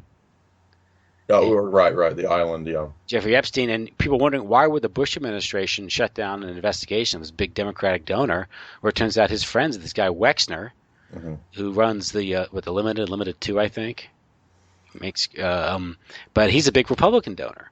Well, You know? uh, this is another thing that everybody's forgotten. What about Heidi Fleiss? Mm-hmm. Doesn't that echo all the same patterns and principles? Yeah, or Deborah Jean Palfrey, right? The Palfrey, right? Yeah. Or who was that guy? The gay version of it. What was his name? Vincent. Yeah, yeah. And of course, he claims. He was tried to. He was recruited at least by Jerry. Not Jerry Spence. That's the wrong name. What was his name? The lobbyist who was ran the mansion out there that was wired with sound in D.C. Yeah, Wired for audio visual, and that was because that was an intelligence operation. That's very much like Epstein case, where this is a blackmail operation. Craig Spence. Yeah. And he was tried. Vincent claims that they tried to force him into child trafficking. He wouldn't do that. He was male escorts, and then he got caught because people in the Bush administration were using their government credit cards, and he ran a Oh yeah, I remember those. mortician operation. And so someone from GSA calls up, investigate why are all these government officials buying all these services from a mortician? Right. Hmm. It was a call boy service. It wasn't a mortician. It was a mortician service. And that's when he says, I don't want to talk to anybody. And that's when they say, you have to take the fall. He won't do it. And he got convicted, went to prison. And it was Donald Gregg, I think, who was implicated in that. And he was a pedophile, who was a CIA agent and head of George H.W. Bush National Security Advisor, I think, and went on to become the ambassador to South Korea. So, cushy jobs. yeah, and of course, I think of course that's just a hop, skip, and a jump away from from some of those some of the countries that the sexual tourist. Oh, right. Thailand, Singapore, and all that. That's where Denny Hastert used to fly to. It's like, wow. It's an ugly thing, man. It's ugly. Well, and all this is happening just below the surface, and Americans like, oh well, they. Yeah, just tremendous level corruption, and the point that I think Estlin made that it's these black markets that are a huge part of the American economy, particularly the global drug trade. Yeah, that was when you did that interview with Catherine Austin Fitz. Right. Oh, yeah, she points that out. Absolutely. It's just how integrated narcotics trafficking is with the economy, and I think she makes the point. Others make the point. It's completely distorted the economy because it's created this huge corporate concentration. Because she says if let's say you're importing bananas, your competitors importing bananas and cocaine, powdered bananas. Who thinks going to become bigger? The donuts or the powdered donuts? Yeah, exactly. Who thinks going to become bigger, right? And you've written about about Aristotle Onassis. Yeah, I was going to ask you about that. That reminds me of the I don't know how it's true, but the stories of that's how it makes perfect sense. I mean, that's kind of how all the sort of big oligarchical families of the last 100 years go back to that the British imperial drug trade. Mm-hmm. And I like how you pointed out that the intelligence networks also arise out of these old drug networks. Yeah, it's kind of like they both spawn from the same, I guess, source. But the international finance, the international drug trade, the slave trade, all this stuff. Yeah. Let's not forget, if that seems far-fetched or strange, remember a few years ago, mainstream media reporting of Wells Fargo and Wachovia involved in $300 billion of money laundering from the drug trade. And that was related to Mexico and the cartels in Mexico. Yeah. And you know what that does is because, first of all, you know what a bank does with that? That's liquidity. It's liquid, right? They can pyramid off that. Look at Dick Grasso. I think fractional lending. Yeah. And Mike Rupert, of course, he wrote about Dick Grasso and the New York Stock Exchange going down to visit FARC and saying, "Hey, why don't you invest in New York Stock Exchange?" And FARC's like, "No, we should spend the money. We should invest in our own neighborhood." And they go, and then that's in Scarface. Doesn't he fly down there to meet with somebody down in Colombia or somewhere? Yeah, there's a big wig down there. It's dramatized. And they're gonna. That's what he wants to. They want to traffic, in bigger volume. Yeah. And then he's having problems. Tony Montana goes to his bank, and they're like, "We can't handle this much money. Like, you're making more than we can process, and we can launder." And so I forget what he does, but he comes up with some other scheme to stash the money somewhere else. I forget what though. One thing that's funny is how Tony Montana, he's not black, he's not white. He's a little dark, and of course the guy running the bank, this WASP banker, there's a great, I think, contradistinction there between the two classes of people. They're working together. Right. He's the crook. Montana's the crook, plus the banker's respectable. The bankers are respectable, and because they run a bank. Yeah. They run a bank. That's a great point. Exactly. Yeah. And I like the point that a lot of people make too about how everybody seems to think that the drug dealers, right, are we got to get all these drug dealers and the war on drugs. Where do the drug dealers get all their drugs? Well, do you think they can launder? Or do they have the ability to $800 billion internationally to get 800 get tons of cocaine from South America or Latin America? But of course, it's laundered through Wall Street, and of course that concentrates. It creates more corporate concentration right there because the small company who isn't involved in that can't compete. And I've heard stories about Walmart being involved in this. Yeah, right. And then Now, wasn't there a connection to 9? I know there's a connection between drugs and 9/11, but didn't it relate to like AIG too? Well, AIG, of course, AIG's it got its start with the intelligence. It came out of Cornelius Vandal Starr, CV Hmm. Starr, and he was this insurance operator in Asia. And if I got my history right on that, it was he did a lot of work with the United States during World War II because he had all this information on the infrastructure in Japan, which was utilized by the War Department for its bombing, strategic bombing planning, and all that stuff. And so this is why the insurance companies went to work for the intelligence agencies, because insurance itself had a whole lot of information on these countries, just financial infrastructure for insurance reasons. So it's almost like the oil companies. It's a natural mix for the insurance, Yeah. but because of the help they were subsidized by the insurance by the intelligence agencies. And I have to figure, considering the large volume of cash they deal with, it became a conduit for drug trafficking. So that's the connection there, right? And that goes back to the 1920s. It actually predates the CIA, predates OSS, really. But odd enough, is CV Starr, the founder of AIG, I think is the great uncle of Kenneth Starr, the one who went after Clinton. Right. Yeah. Yeah. I remember that. So there's a connection there. But I think Richard Grove gets into that. A lot of these Hmm. software companies, insurance agencies, just through fraudulent billing, they're able to launder lots of money. And I think software has become a means of laundering money because you can put any price you want on it. And same way we talk about how movies are usually movies Hmm. is just through accounting alchemy. Yeah. You can create all types of stories. Alchemy of Fire. You know, yeah. And that's Famous book, right? yeah, and same thing with alchemy of finance. That's right, and he picks that alchemy. It is alchemy, isn't it? Um, Same thing with commercial real estate, from what I understand. You see a lot of stuff being built. You know why it's being built? Stashing money Yeah. somewhere. Right. And Kath Austin Fitz makes the point. She travels around the country doing her whenever she travels around. Yeah. Why is there a Taco Bell in the middle of nowhere? Yeah. Taco Bell, middle of nowhere, or Howard Johnson, or this the volume of business isn't there to justify its existence, yet it exists. And I think we saw that dramatized well in Breaking Bad. Yeah. I still haven't seen it, so everybody tells me I need to see to understand that. Right. And basically, what happens is the fast food chain that one of the local drug dealer bigwig operates as a conduit, for drug money. But it gets in the corporate angle because the chain itself is owned by this giant German conglomerate. And you know how she explains in Narcodollars for Beginners Yes. how earnings to share ratio. So if you're dumping in 100 grand a year in drug money into your chain, that's averages about $1 million in stock value for the company.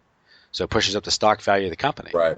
Okay. which also makes the cash flow itself gives it access to cheaper credit, which creates more corporate concentration. So we wonder why when we So travel. yeah, nobody can compete with that. Yeah, wonder why when you go to a small town and you see AutoZone and Taco Bell and Dunkin' Donuts, you don't see any local shops anymore. Hmm. And through this global process, they can implement the New World Order because that's where you get LBGPT, forced tolerance and Exactly through that. all this nonsense. That's also yeah, right. So it's the powdered donuts at the Dunkin' Donuts, by the way. It's okay, Powdered and powered by cocaine. I'm joking. That's it. but I mean, all of a sudden you start to connect the dots here. Starts making sense, right? And it doesn't necessarily have to be like a bunch of guys sitting in a room, although that may be happening. It's almost like when you create this type of economic incentive in relationships, it happens anyway. Hmm. It's going to happen anyway. Well, I might add, right, the Bank for International Settlements is the oldest international financial organization. It's from their site. I wanted to check on my Hong Kong fact there. Mm-hmm. I said Shanghai, but the 60 central banks of the globe, I'm sure there's more, but 60 of them, which represent 95% of the world's GDP, are members of the BIS. So the head office is Basel, and the other two are People's Republic of China and Mexico. Go of, figure. of all places, yeah, right. Now, So Basel, and of course, I think BIS is it not like a sovereign building or something? mhm. Disneyland. Yeah. So, and the BIS was, of course, set up to facilitate. For war reparations, Yeah. which that was all a trick to, um, well, to knock out Germany, make them have to pay, Hmm. and then set up, well, ultimately what would be Bretton Woods and the dollar system. Yeah. And that's all the slow repudiation of gold, I guess. Where first you get gold, and then you have the gold exchange standard, then it's gone, then you have nothing. Yeah, and then it goes to the, the what I call the Bertrand Russell standard, where you'll have, as he says, your credits and your electronic currency, and you'll Yeah. have to use your credits that week or they go away. Hmm. Which is interesting because in Bertrand Russell's model, that means you don't save anything. You won't have savings. So there's no capital. Exactly. You can never build You anything. could never build anything. Yeah. And so, yeah, that So gets. it's like a ultimate form of consumerism, Hmm. where you have to use everything up that week, like your your Verizon minutes don't roll over. Well, that's what they do with zero interest rates, right? Hmm. You don't get zero interest rates on your credit card, but you get it on your savings account. Yeah.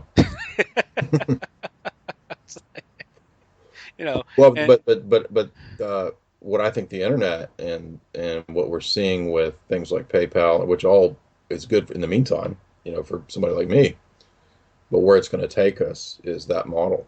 yeah. And what was really creepy is what happened to James Fetz, or not James Fetz, or James Tracy. You being fired Well, or he's being fired, without grounds at the university just for, offering his opinion on the media when he's a professor of the media. well, Not even his class. He's doing it on his own time, by the way. Mhm. At the same time, PayPal cuts him off. Oh, I didn't know that. So there's a coordinate. What there is that there's some sort of clear coordination going on there. Hmm. So what's weird is like, was he that was he having that much of an impact? you know, I guess he was, and he's being picked on, and Hmm. that's what really tells me about there's something really stinky with Sandy Hook is the reaction people had to him. He must have really struck a nerve, Mm. with his investigation. I guess his academic credentials. Well, yeah, it gave it some credibility. Yeah. Yeah, you know. But yeah, what struck me was this: there had to be someone with a lot of juice telling that university to can him without cause.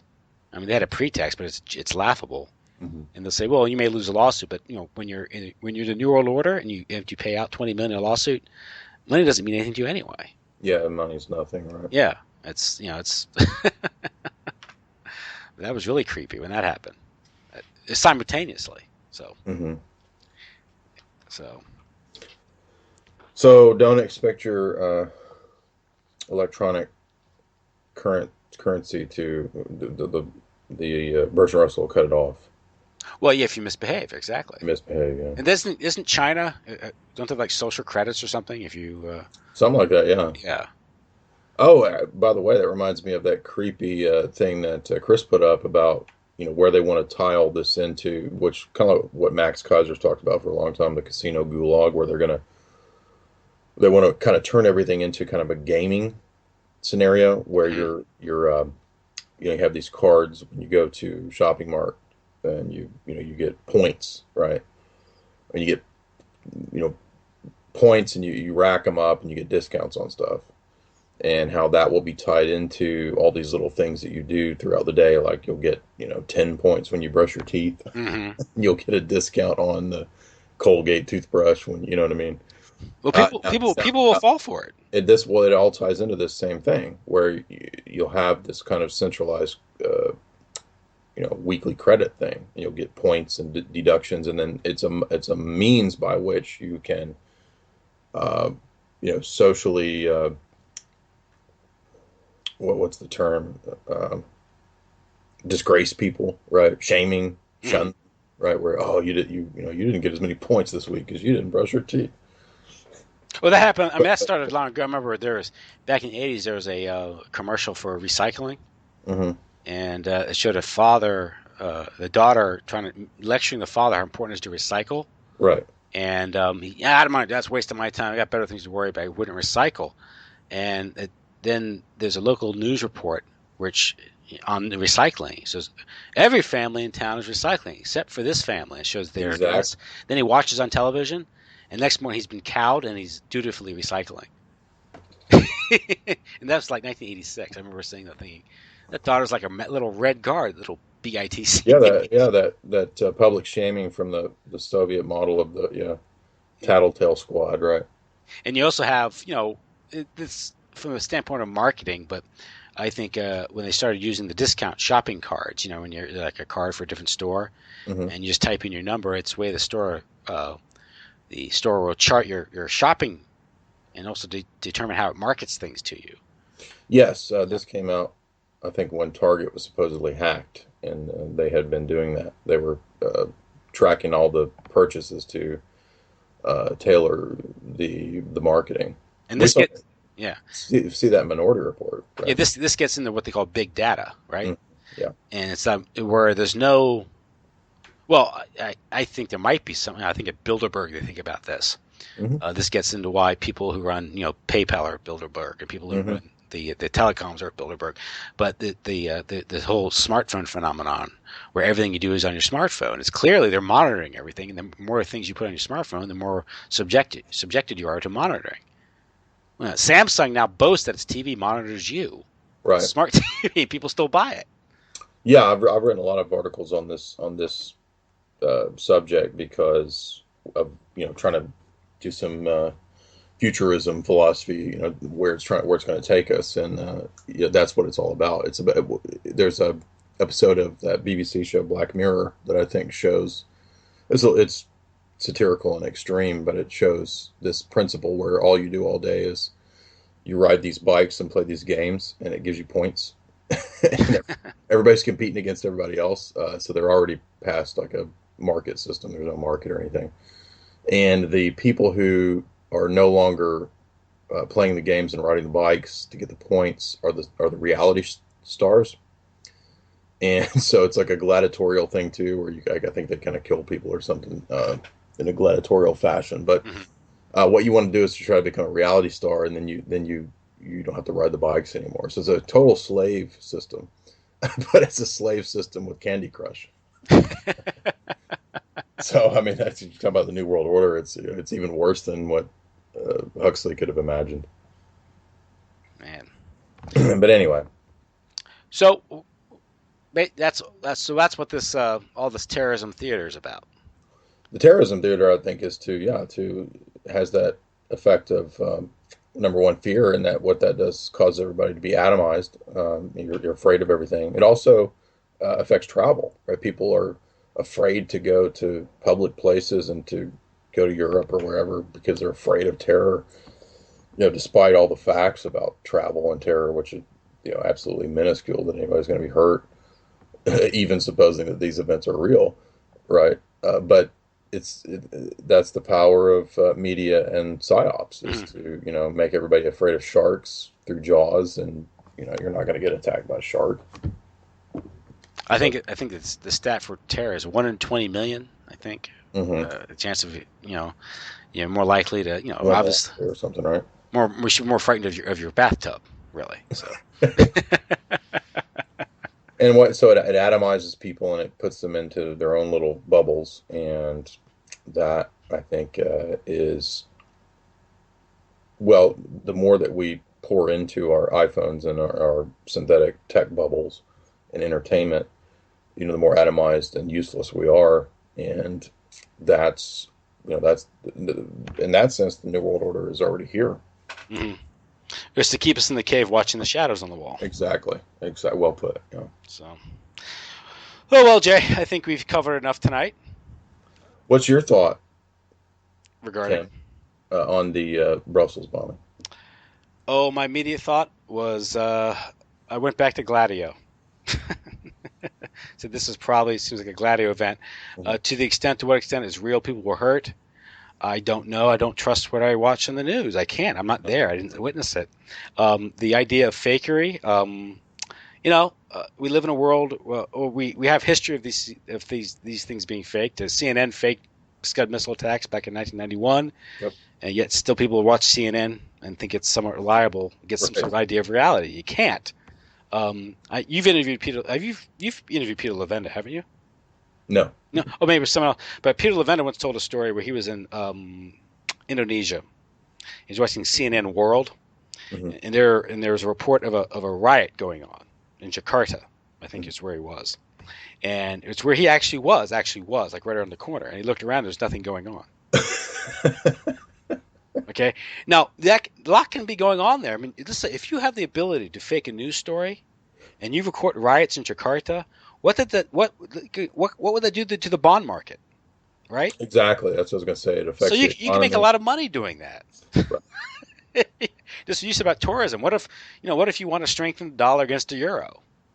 What do? You stage a terror attacks in Europe. People don't go to Europe.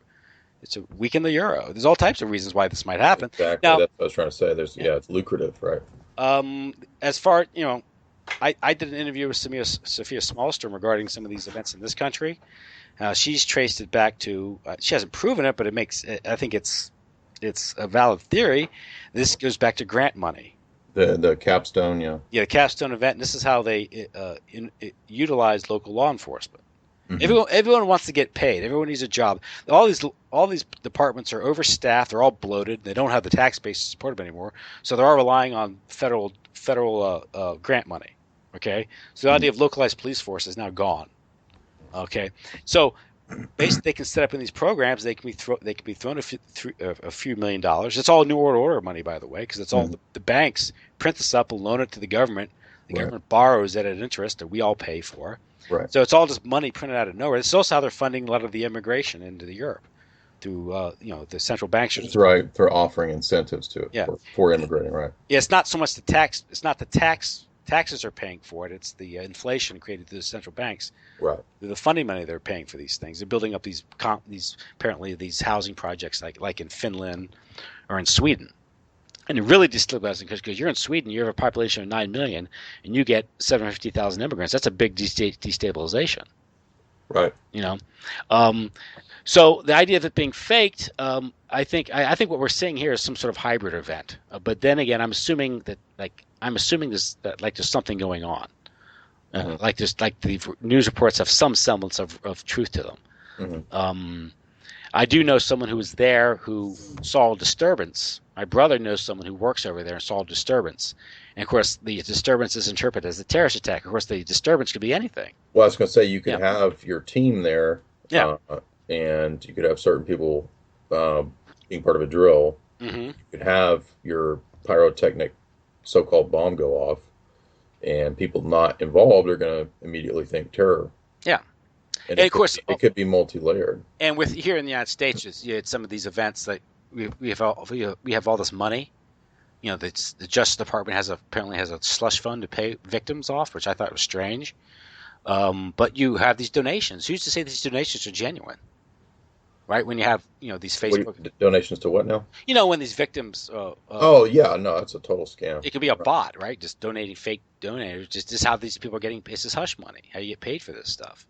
Or the $23 million after Sandy Hook. Yeah, the $49 million spent to build a new school reportedly in Sandy Hook.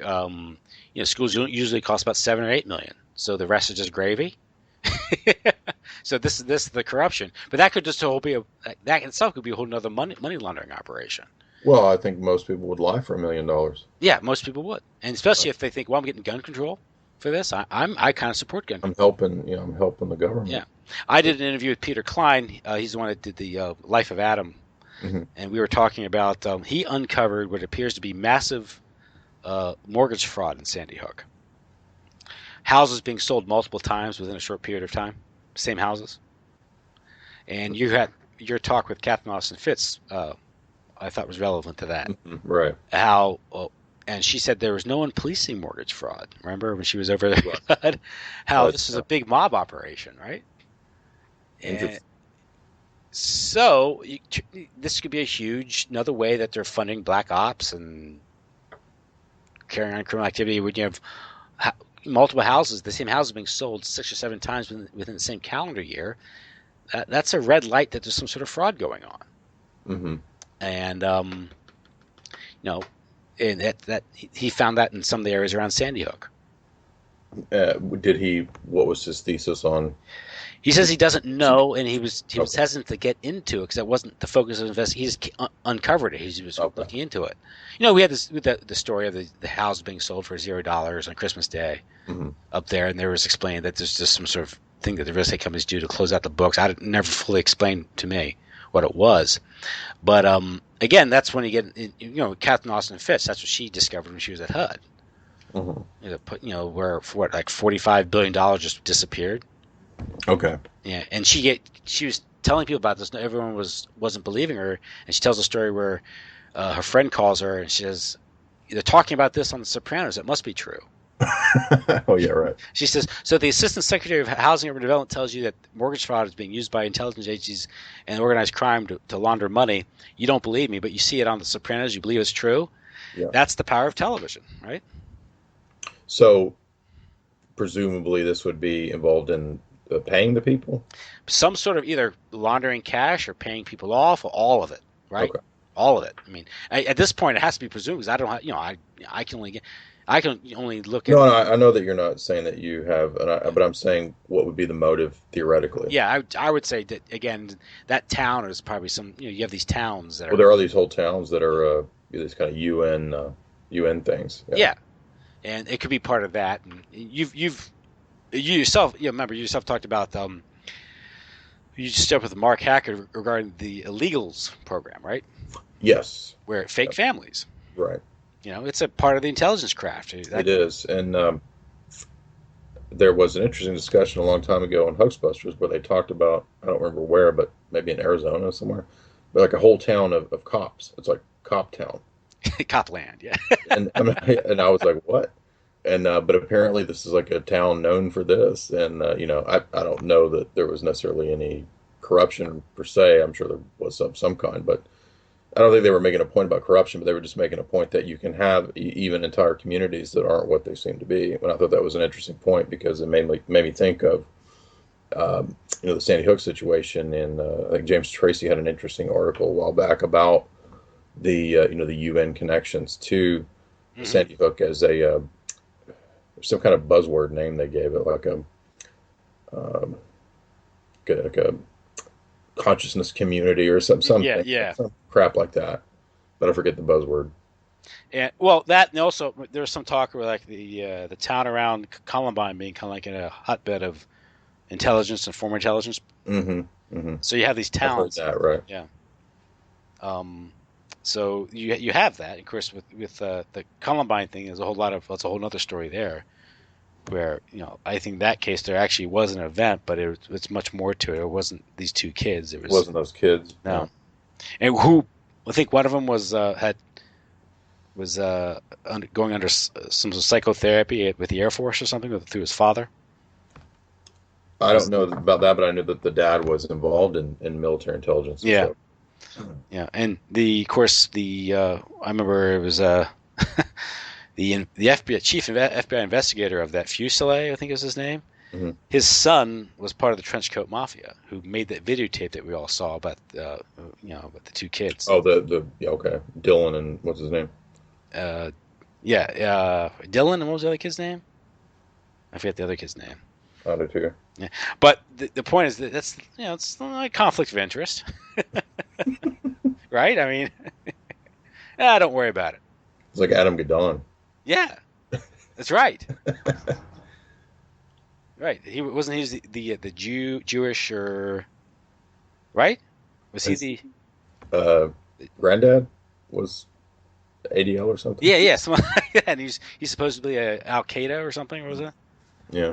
Yeah. So, because didn't he reveal himself on social media? So, I don't know about that, but I mean, even then, didn't it? Alex Jones always said that the video had the Pentagon logo was on the same layer as the Al Qaeda logo of the video. Well, that's like Sight and Rita Katz, right, with ISIS. Exactly. Yeah. Remember the old? Well, think about it. Don't forget the stagecraft and the admittedly fake Bin Laden videos. That's in the Washington Post. Mm-hmm. The CIA was discussing all these different fake videos to make of Bin Laden, and they discussed when I was doing the James Bond research, there was discussions of making fake videos of Saddam as homosexual. That's funny because they did that with what's his name in Indonesia. The year living dangerously. The guy they deposed in '65. Forget his name. Yeah, there's a chapter on that in Curtis's book, but I can't think of the name. So they tried to set him up with a sex scandal. And I think that then it turned out no one cared or something. They didn't. So that's funny. So, but yeah. So like I said, back to these things. So there's a lot of incredulity or dismissal when people claim these things are staged or faked. And I said, to me, personally, I don't think they have to be one or the other. They can be both. There are elements that can be fake, elements that can be real. I think if you look at the events in Paris, the events in Brussels, it seems to be there's a real event going on, but I don't know if anyone has actually been killed. I can't trust you can't trust the reports. So yeah. So here we are. So I've flipped it, and I'm interviewing you now. Yeah. But well, I want you to come on Esoteric Hollywood. We can talk about this soon. Yeah. I'd be happy to come on. But yeah, I mean, one thing I think about is the people ask why. This is the important thing: is people want to know why it's faked, and this is why I go operationally. It might be better. It's easier. It's easier because to hire a bunch of actors, and because you kill people, you get people really mad. They learned that with the New Jersey Girls or something, right? A lot of mess when you murder 30 people. So it might be cheaper just to do this. Also, there's a psychological warfare angle here going here, because if you do put out these fake events, and you may even intentionally make it sloppy, so you get this very conversation going, right? Yeah, I've discussed how that can be part of it, especially the sloppiness aspect of it. Yeah. I mean, look at the Obama birth certificate. I mean, they could have done a good one if they wanted to. Yeah. So absolutely. And I think that's a misleading, because I think what they don't want people to realize that Obama was conceived in a test tube at Langley. So. Yeah. There's a prophecy in Brave New World about test tube babies, and it actually refers to Obama. But yeah, no, I get your point. Yeah. But yeah, that's it. And of course, when you have people like Michael Aquino writing psychological warfare doctrine for the Pentagon, you might get some of these weird ideas percolating, and being put in operation. Well, and the point is, you point out with Northwoods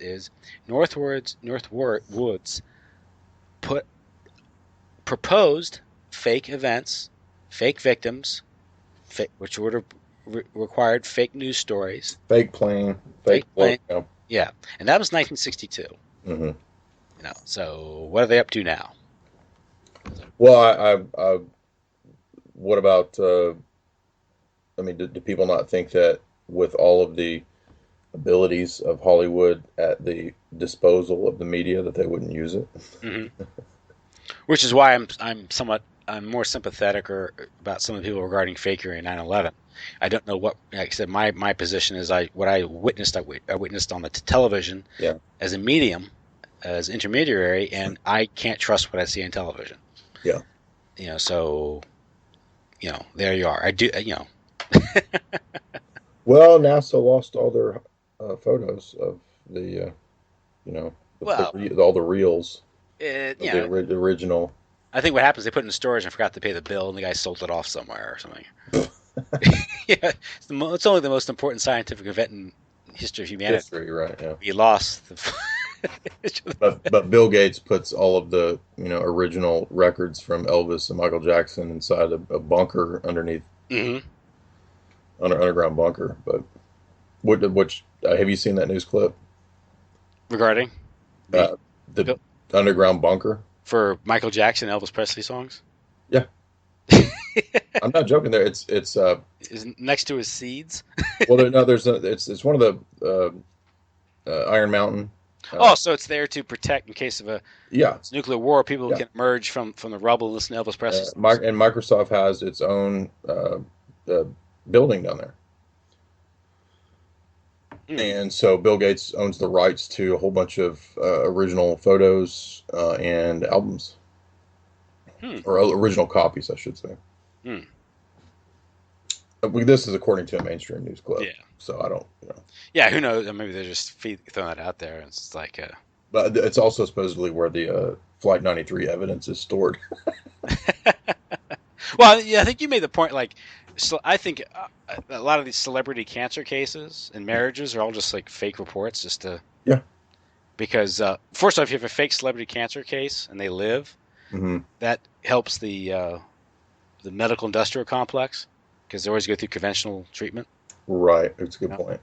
And you also have the marriages that can just because that's just admitted, right? Where like Oh, PR, it's known. Yeah. yeah, Yeah. so that's all staged to a Hmm. certain extent. So you can apply that across the board to politics, and it's all about culture control because to control the political situation in the country, you have to control the culture. Yeah. And then being in the tabloids is a good way to promote your new Yeah. album or your new movie. Yeah. Hmm. And I ran across this quote. This gets in the music industry. Just I know it's late in their interview, but Plato apparently in the Republic said that a society cannot withstand a change in the music without experience a change in its culture and institutions. I didn't. I'm butchering the quote, but that's what I remember. Well, yeah, Book 10, Is that in which there? I just concluded, Book 10 of the Republic, and Yeah. the lecture is going through all the books. And I don't recall off the top of my head that exact quote, but he does essentially say that because Yeah. he's talking about why the Iliad needs to be censored. And he says that this includes not just the traditions of the poets and Homer, but it also includes music because he says Yeah. music is, it's a way to incite the youth.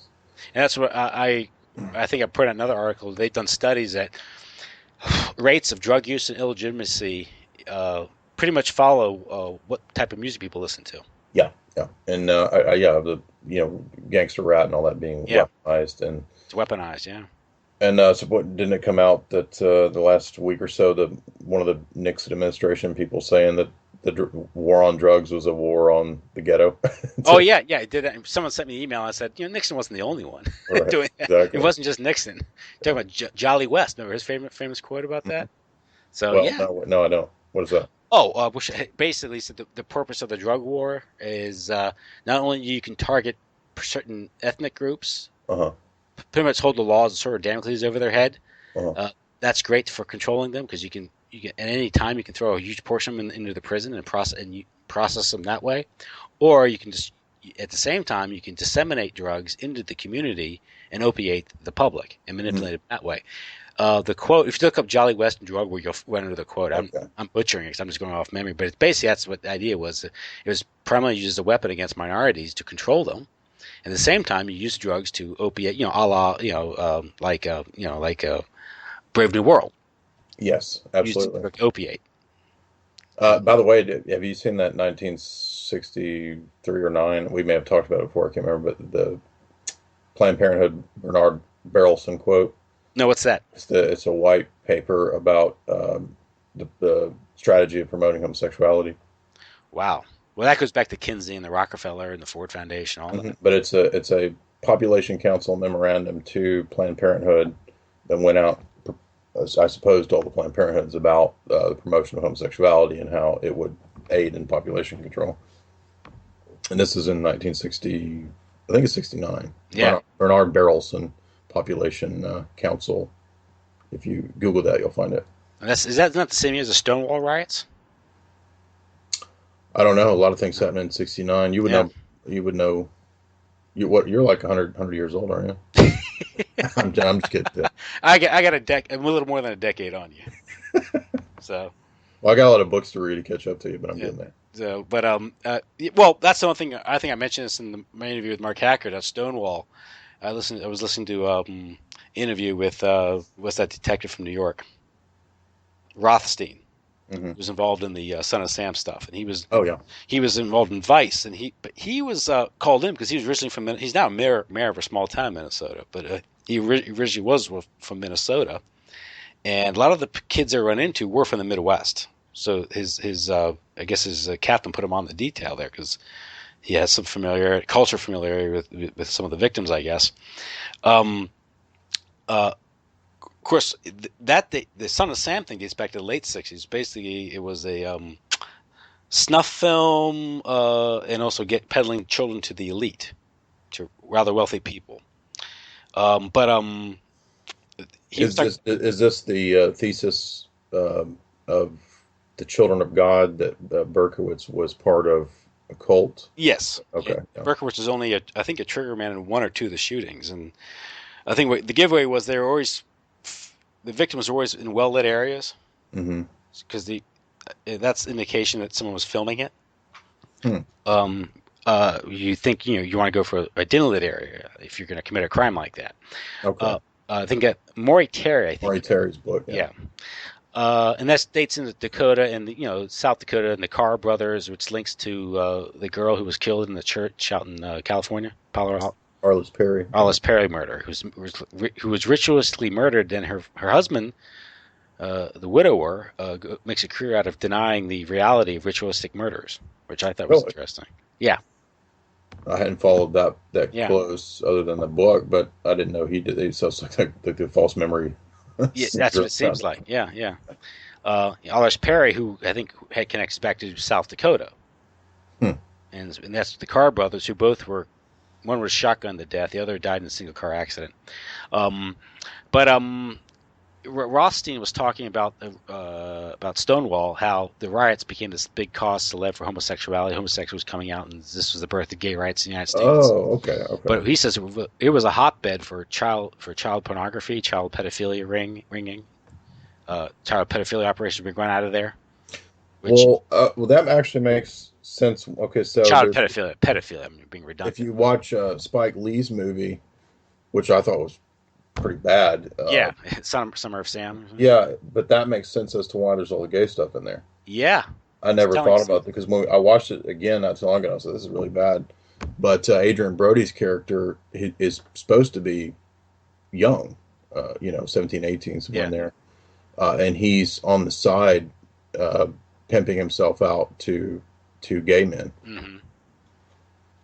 So, but it goes back to the promotion of homosexuality. It's most interesting that was coordinated with Stonewall, being promoted in the media. That's just, you get the foundation angle in there with Planned Parenthood. Okay. You could definitely see a coordinated media campaign. I see. Now, and what was the auspices for these riots? What is this? What was this about? Oh, there was a police raid. It was like a Vice squad raid. And okay. Occasionally, police would raid these places for the very reason I mentioned. These are places for no narcotics trafficking and child sex rings, pedophilia, and the police with obviously the police would probably typical New York's beat cop would probably look to this area with a certain degree of contempt.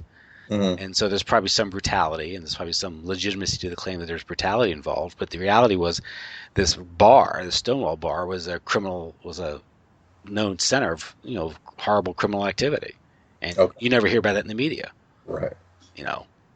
So, but the promotion of, of course, we're seeing that the absurdity of that today with the LGBT thing down in North Carolina. Have you followed that?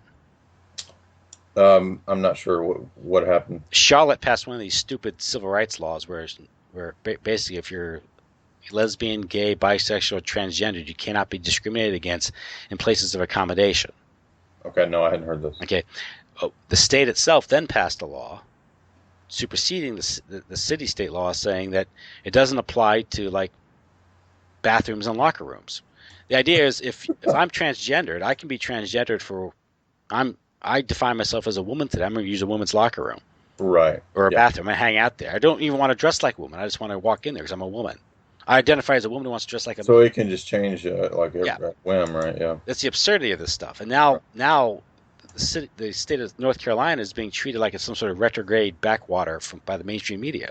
I shouldn't laugh because it's so bizarre. It's so bizarre, yeah. Well, the point is that I would say the vast majority of Americans, if they really think about it, would say, no, this is absurd. You shouldn't be able to do this. But the media is portraying as if... But the media, right. Yeah. Oh. And then pretty soon the media would change the vast majority of Americans how they view these things, just like they do with other things, right? Exactly. Which is what they've done for the last several decades. Conditioning. Yeah. The idea, a good example, you shouldn't be discriminated against if you go to a job interview and you're a man, you dress like a woman. Really. I go to a job interview, I think I got to shave and wear a tie.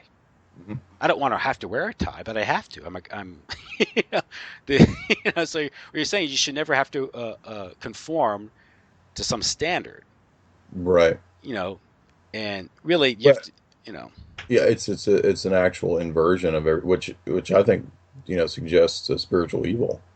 well, I think this gets back to this is consumerism run amok in the Mhm. liberal world order, Right. where you can define everything. I think you made it when you were on, you articulated as well when you were on Boiler Room, Uh-huh. talking about this idea that you can be this atomistic individual. Hmm. But no, when you are born a male, you are part of the male sex, Yes. and you're part Objectively, of that collective. metaphysically, right. You're And born, even scientifically and biologically, yeah, by the way, which is ironic given the attitude of most of these people that think that they're materialists, right? yeah, they can transcend these things. Hmm. You're born a woman. You're into the world of the woman, the women, and the whole society kind of gravitates or rotates around this different these two complementary but very different, versions of the human being. Well, and if you listen to Kerry Bolton's talks on the uh, psychotic aspects of the left, Hmm. he makes some good points about the French revolutionaries because soon after that, you saw a lot of these perversions and these bizarre sexual things kind of in the public. Yeah, same with the In Anabaptist, right? France at the time of the revolution, and then a few generations later, when you had the Second and Third International, um, the French republics, uh, a lot of the Jacobins were into homosexuality, Hmm. and so you would have women because in the Grand Orient French lodges, women were members, and so you could have like women wearing beards and stuff. So the bearded lady is becoming the norm. But yeah, it's there's no other way to explain the overarching aspect of the conspiracy than the reality of spiritual evil. I Hmm. don't think. Well, And what's odd is it the doesn't. irony is that the freedom that's promised is man's enslavement. Yeah. And so the idea that that the problems that you have are a result of society, is I was listening to somebody talk about prison inmates that they worked with. It was just I forget that guy's name, but some kind of psychiatrist guy who worked with inmates, and all the inmates, like almost 99% of them, were convinced that they never did anything wrong and it was all society's fault. And it's that same attitude, right? Like I mean, they could have killed 20 people, right? But it was society's fault, man. If you were in my situation, you would have done the same thing. And it's that inability to understand that wickedness, evil, is what arises from our own choices and from ourselves, Hmm. and not taking responsibility. And the millennials, unfortunately, have really been brainwashed with this notion that um, this kind of that you can blame society because they're really in tune with all of this LGBT stuff, Hmm. and promoting it, and the idea that all of our flaws or any problems that you have do not arise from your own responsibility, from your own psyche, but they're socially they're oppressing you, right? And so this is where you get the tyranny of not just minorities, but these bizarre radical minorities. And this can only happen through uh, the power of money, the big money power, and the foundations supporting these radical fringe things to completely destroy society. Why are the major networks promoting LGBT? Mhm. Hey, lesbian, gay, bisexual. Is there any other thing you could throw in there? I guess when they start getting the bestiality, that'll be the next phase, I It guess. will be, Yeah. and you already see this in European news stories, where Germany talks about the rights of those who want to practice bestiality. And well, again, talk about rights. And the language is about freedom and rights, but the result is always slavery. And that's sort of a Masonic trick being It pulled. is, and Yeah. that's what Dugan's point in his the interview and that his one of the great points he makes is that this whole idea of natural rights philosophy that comes out of the Enlightenment is a trick, because it ends in thinking that the way that you achieve liberty and fulfillment and freedom is to be free from any kind of restriction or classification or limitation. Mm-hmm. And that's just a completely ridiculous presupposition or belief, because you can't have freedom without law. Now, I'm not saying that the state should be able to, like make any laws it wants. I'm not a statist, but I'm saying the opposite error is to think that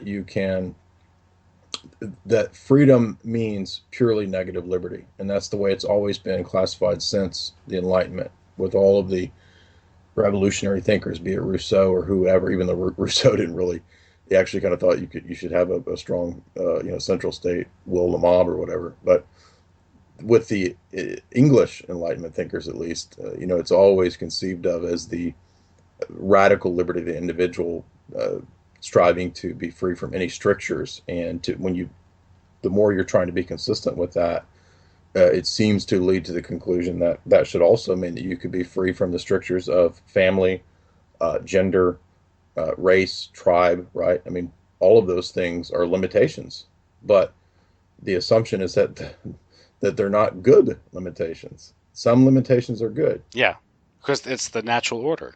Exactly. Yeah. Exactly. It's like, acknowledging the limitations imposed on us by the law of gravity. Right. Ignore it at your peril, but jump off a cliff, see what happens. Yeah. And that's why I argued against anarchism, is because it seems, in my mind, to lead to the conclusion that the fathers are tyrannies as well. I mean, you're born into a situation most of the time, right? Generally speaking, where you have a mom and a dad, and they have authority over you. Yeah. Now, it's a bad argument to argue that we should do away with all authority because sometimes it's corrupt. That's a fallacy. I mean, that leads to the conclusion that and by the way, if all authority is a limitation that should be transcended, then so should the authority of the people that teach you to believe in atomism and anarchism. Shouldn't you rebel? That's where it gets contradictory. How do you rebel against that? Well, do you be a collectivist to rebel against what your anarchist provocateur leaders are telling you? Mm-hmm. Oh yeah. We're dealing with there is proper authority, right? And Right. And I think the problem with anarchism and anarchists, and I have a lot of sympathy for their critiques, because they analyze things like bureaucracy. You can make an argument. We don't need government to build roads, and there's a history for that. You don't need government for insurance or education. It doesn't mean they're anarchist. But the idea is if they look at today's corruption with this bloated state and the deep state, and look around, just this systemic corruption. That's what they're arguing against. Well, the problem with that is you don't go from there to the other extreme. Yeah. And problem is, here's the thing. If human beings were perfect, you could propose something like that, but people aren't perfect, right? You have the problem of dialectics, okay?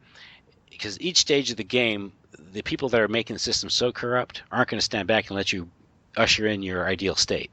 Mm-hmm. They're going to be manipulating the process and throwing you in, creating dialectics and trialectics and quadrilectics to manipulate you all while you're trying to create your perfect ideal anarchic state. Mm-hmm. Whether it's like in Atlas Shrugged or something, right? So that's not. The reality is it's going to be very different. It's not based on human nature. Yeah, the anthropology is bad, I think. Exactly. Because I think they're denying the idea of original sin, and that's exactly what it is. And they also share with the millennial types and the fringe minority sexual types the idea that all problems are external and social, right? Mm-hmm. No, actually, problems can be within you. Yeah. It's not all society's fault. And of course, the modern world wants to keep us away from thinking, away from that type of introspection. Exactly. Yeah. Because that would lead to you actually healing, right, and moving towards the truth. I think it was who was it? It was the Catholic writer, early 20th century. Chesterton might have said that anyone who doubts the doctrine of original sin should just read the front page of any newspaper. Well, I think most parents come to believe this too. Yeah. I mean, Look, I don't have kids, but everybody who's a parent realizes that children have some selfish tendency within yeah, them. yeah, and they have to be civilized, Right. which requires some sort of arbitrary authority at some level. And of course it isn't arbitrary because the reality is that parents are guided by some value standards, whether it's spiritual, religious, or societal, and they use it as a guidepost. But Well, you yeah, you don't want to make a situation each kid has to learn to you got to each kid shouldn't be left to potty train himself. You got to that's the whole purpose of culture and civilization, right?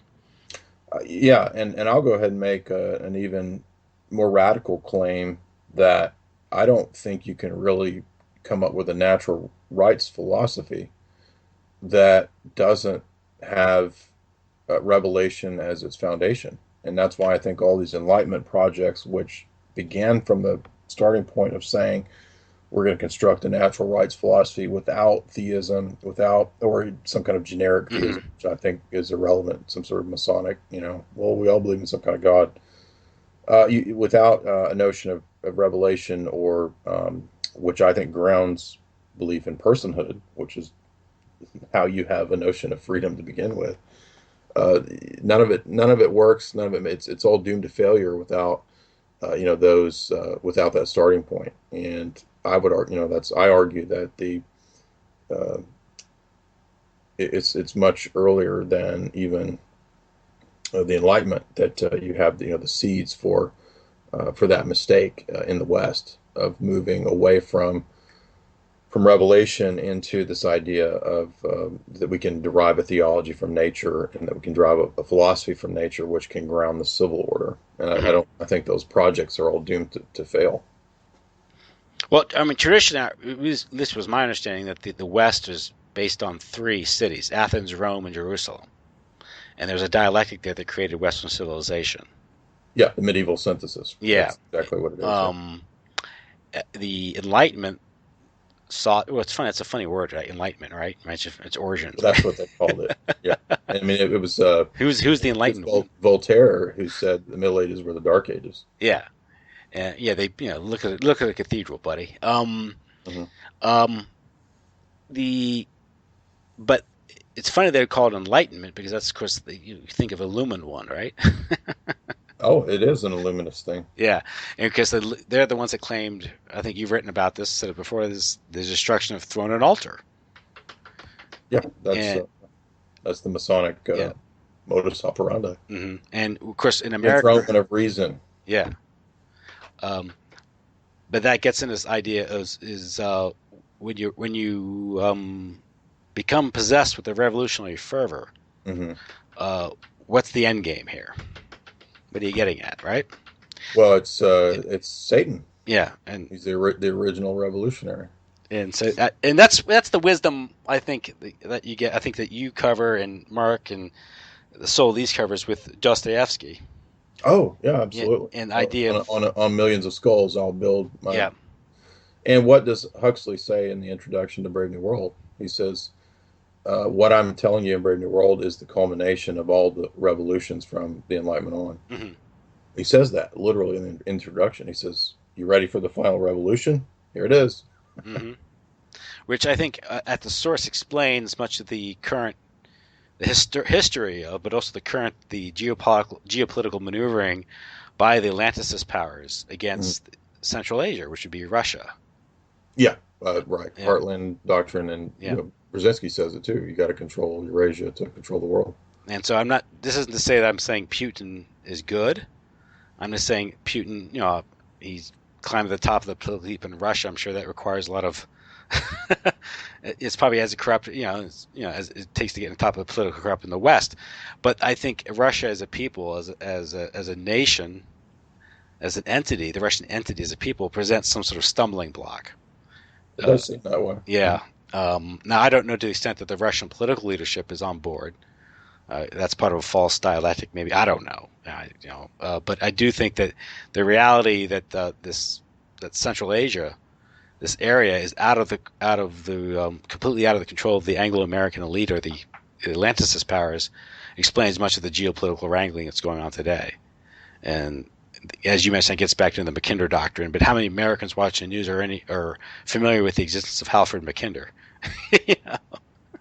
So, well, yeah, I mean, anyway, and that's the old rival of the British Empire. yeah, It's Russia. So that's why when you talk about current events right now, you can't just obsess on current events. You have to understand, there's a 250-year, 300-year history here of, or even further back with the British Empire. So, exactly.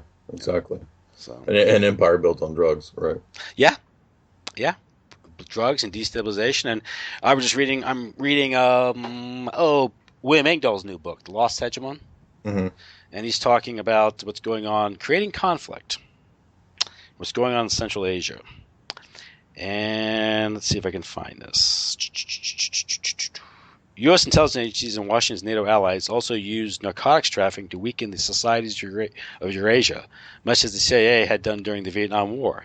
U.S. intelligence agencies protected and fostered the cultivation of opium in Afghanistan to record levels after the U.S. occupation in 2001. By the way, that's reported on Fox News. So, that opium found its way under protection of U.S. military aircraft, in many cases into Russia, Iran, and Central Asian countries, creating major social unrest. That was a vital part of Washington's divide and rule strategy to prevent the rise of a coherent, prosperous Eurasia. So, and that was just that's just this past decade. Exactly. So the old trick with China. Yeah, and that was, and then they, of course, the Vietnam War became a great conduit to getting heroin into the United States. That's what I was going to say. Is that a lot of people think that it's going to be it's what you do in warfare. You get, but it comes back on you. Mm-hmm. And I remember the first idea I got for that was McCoy's book, The Politics of Heroin in Asia. The Politics of Heroin, and he treated it as some sort of like a alliance of convenience. So you can make the case for that, but there's much more to that was going on, especially with the subsequent research or with Time Life. I think Jan Irvin's research regarding Time Life and the MK Ultra Project 58, and the whole rock music scene and the alliance between the intelligence agencies with Meyer Lansky, and you get with the Nugent Hand Bank and the Castle Bank in the Bahamas, and of course what occurred right after World War II with Meyer Lansky. I've learned more about those since our first interview, and the mafia being co-opted into working with the intelligence agencies. Exactly. It's almost like they brought in the mafia, then they've kind of squeezed the mafia out because they're the big guys. So they're the real mafia, right? So come with us. You need to get into the drug trade. Yeah, the drug trade, and then you're out. Man, yep. There you go. Well, Jay, listen, I've had you over 2 hours now, so I think I'll let you go. You have anything else to say? I would. Please remind listeners to support Jay's analysis by subscribing for $4.95 a month, where you do get my full talks and interviews. And as I said, we just finished up the entire book of Plato's Republic, probably the most influential political, philosophical text in the history of the West. And so if you're not familiar with that book, I take you through each of the 10 books of the Republic. And so you can hear all of those at Jay's Analysis if you subscribe, as well as many other talks and interviews. And Esoteric Hollywood will be out in June. You can pre-order that now. Great. And as a subscriber, I wholly endorse the product. Thank you. It's good stuff, man. Thank you. Especially you get the full interviews. Yep. And I'll try to get you on next. We'll do a full Tim Kelly in-depth analysis. Who is Tim Kelly right now? Tim's analysis. Tim's analysis. Oh, okay. Tim exposed. Do a clickbait video in all caps and throw a bunch of Illuminati in there. There you go. That's right. I'll get a lot of hits. That's right. They get a lot of people what my true origins are, where I come from. That's who is this? Planet Pop-Tart, you're a reptoid. So yeah, great. Listen, Jay, thanks a lot. All right, thank you, Tim. And it was a lot of fun. Great, and just whenever just send me a note, we'll plan for that. That sounds good. Okay. And I'll let you have the rest of your evening. But I think you're an hour behind me, so you still have a good portion of your evening left. So. All right, thanks, Tim. It was great. Great, thanks a lot. Bye bye.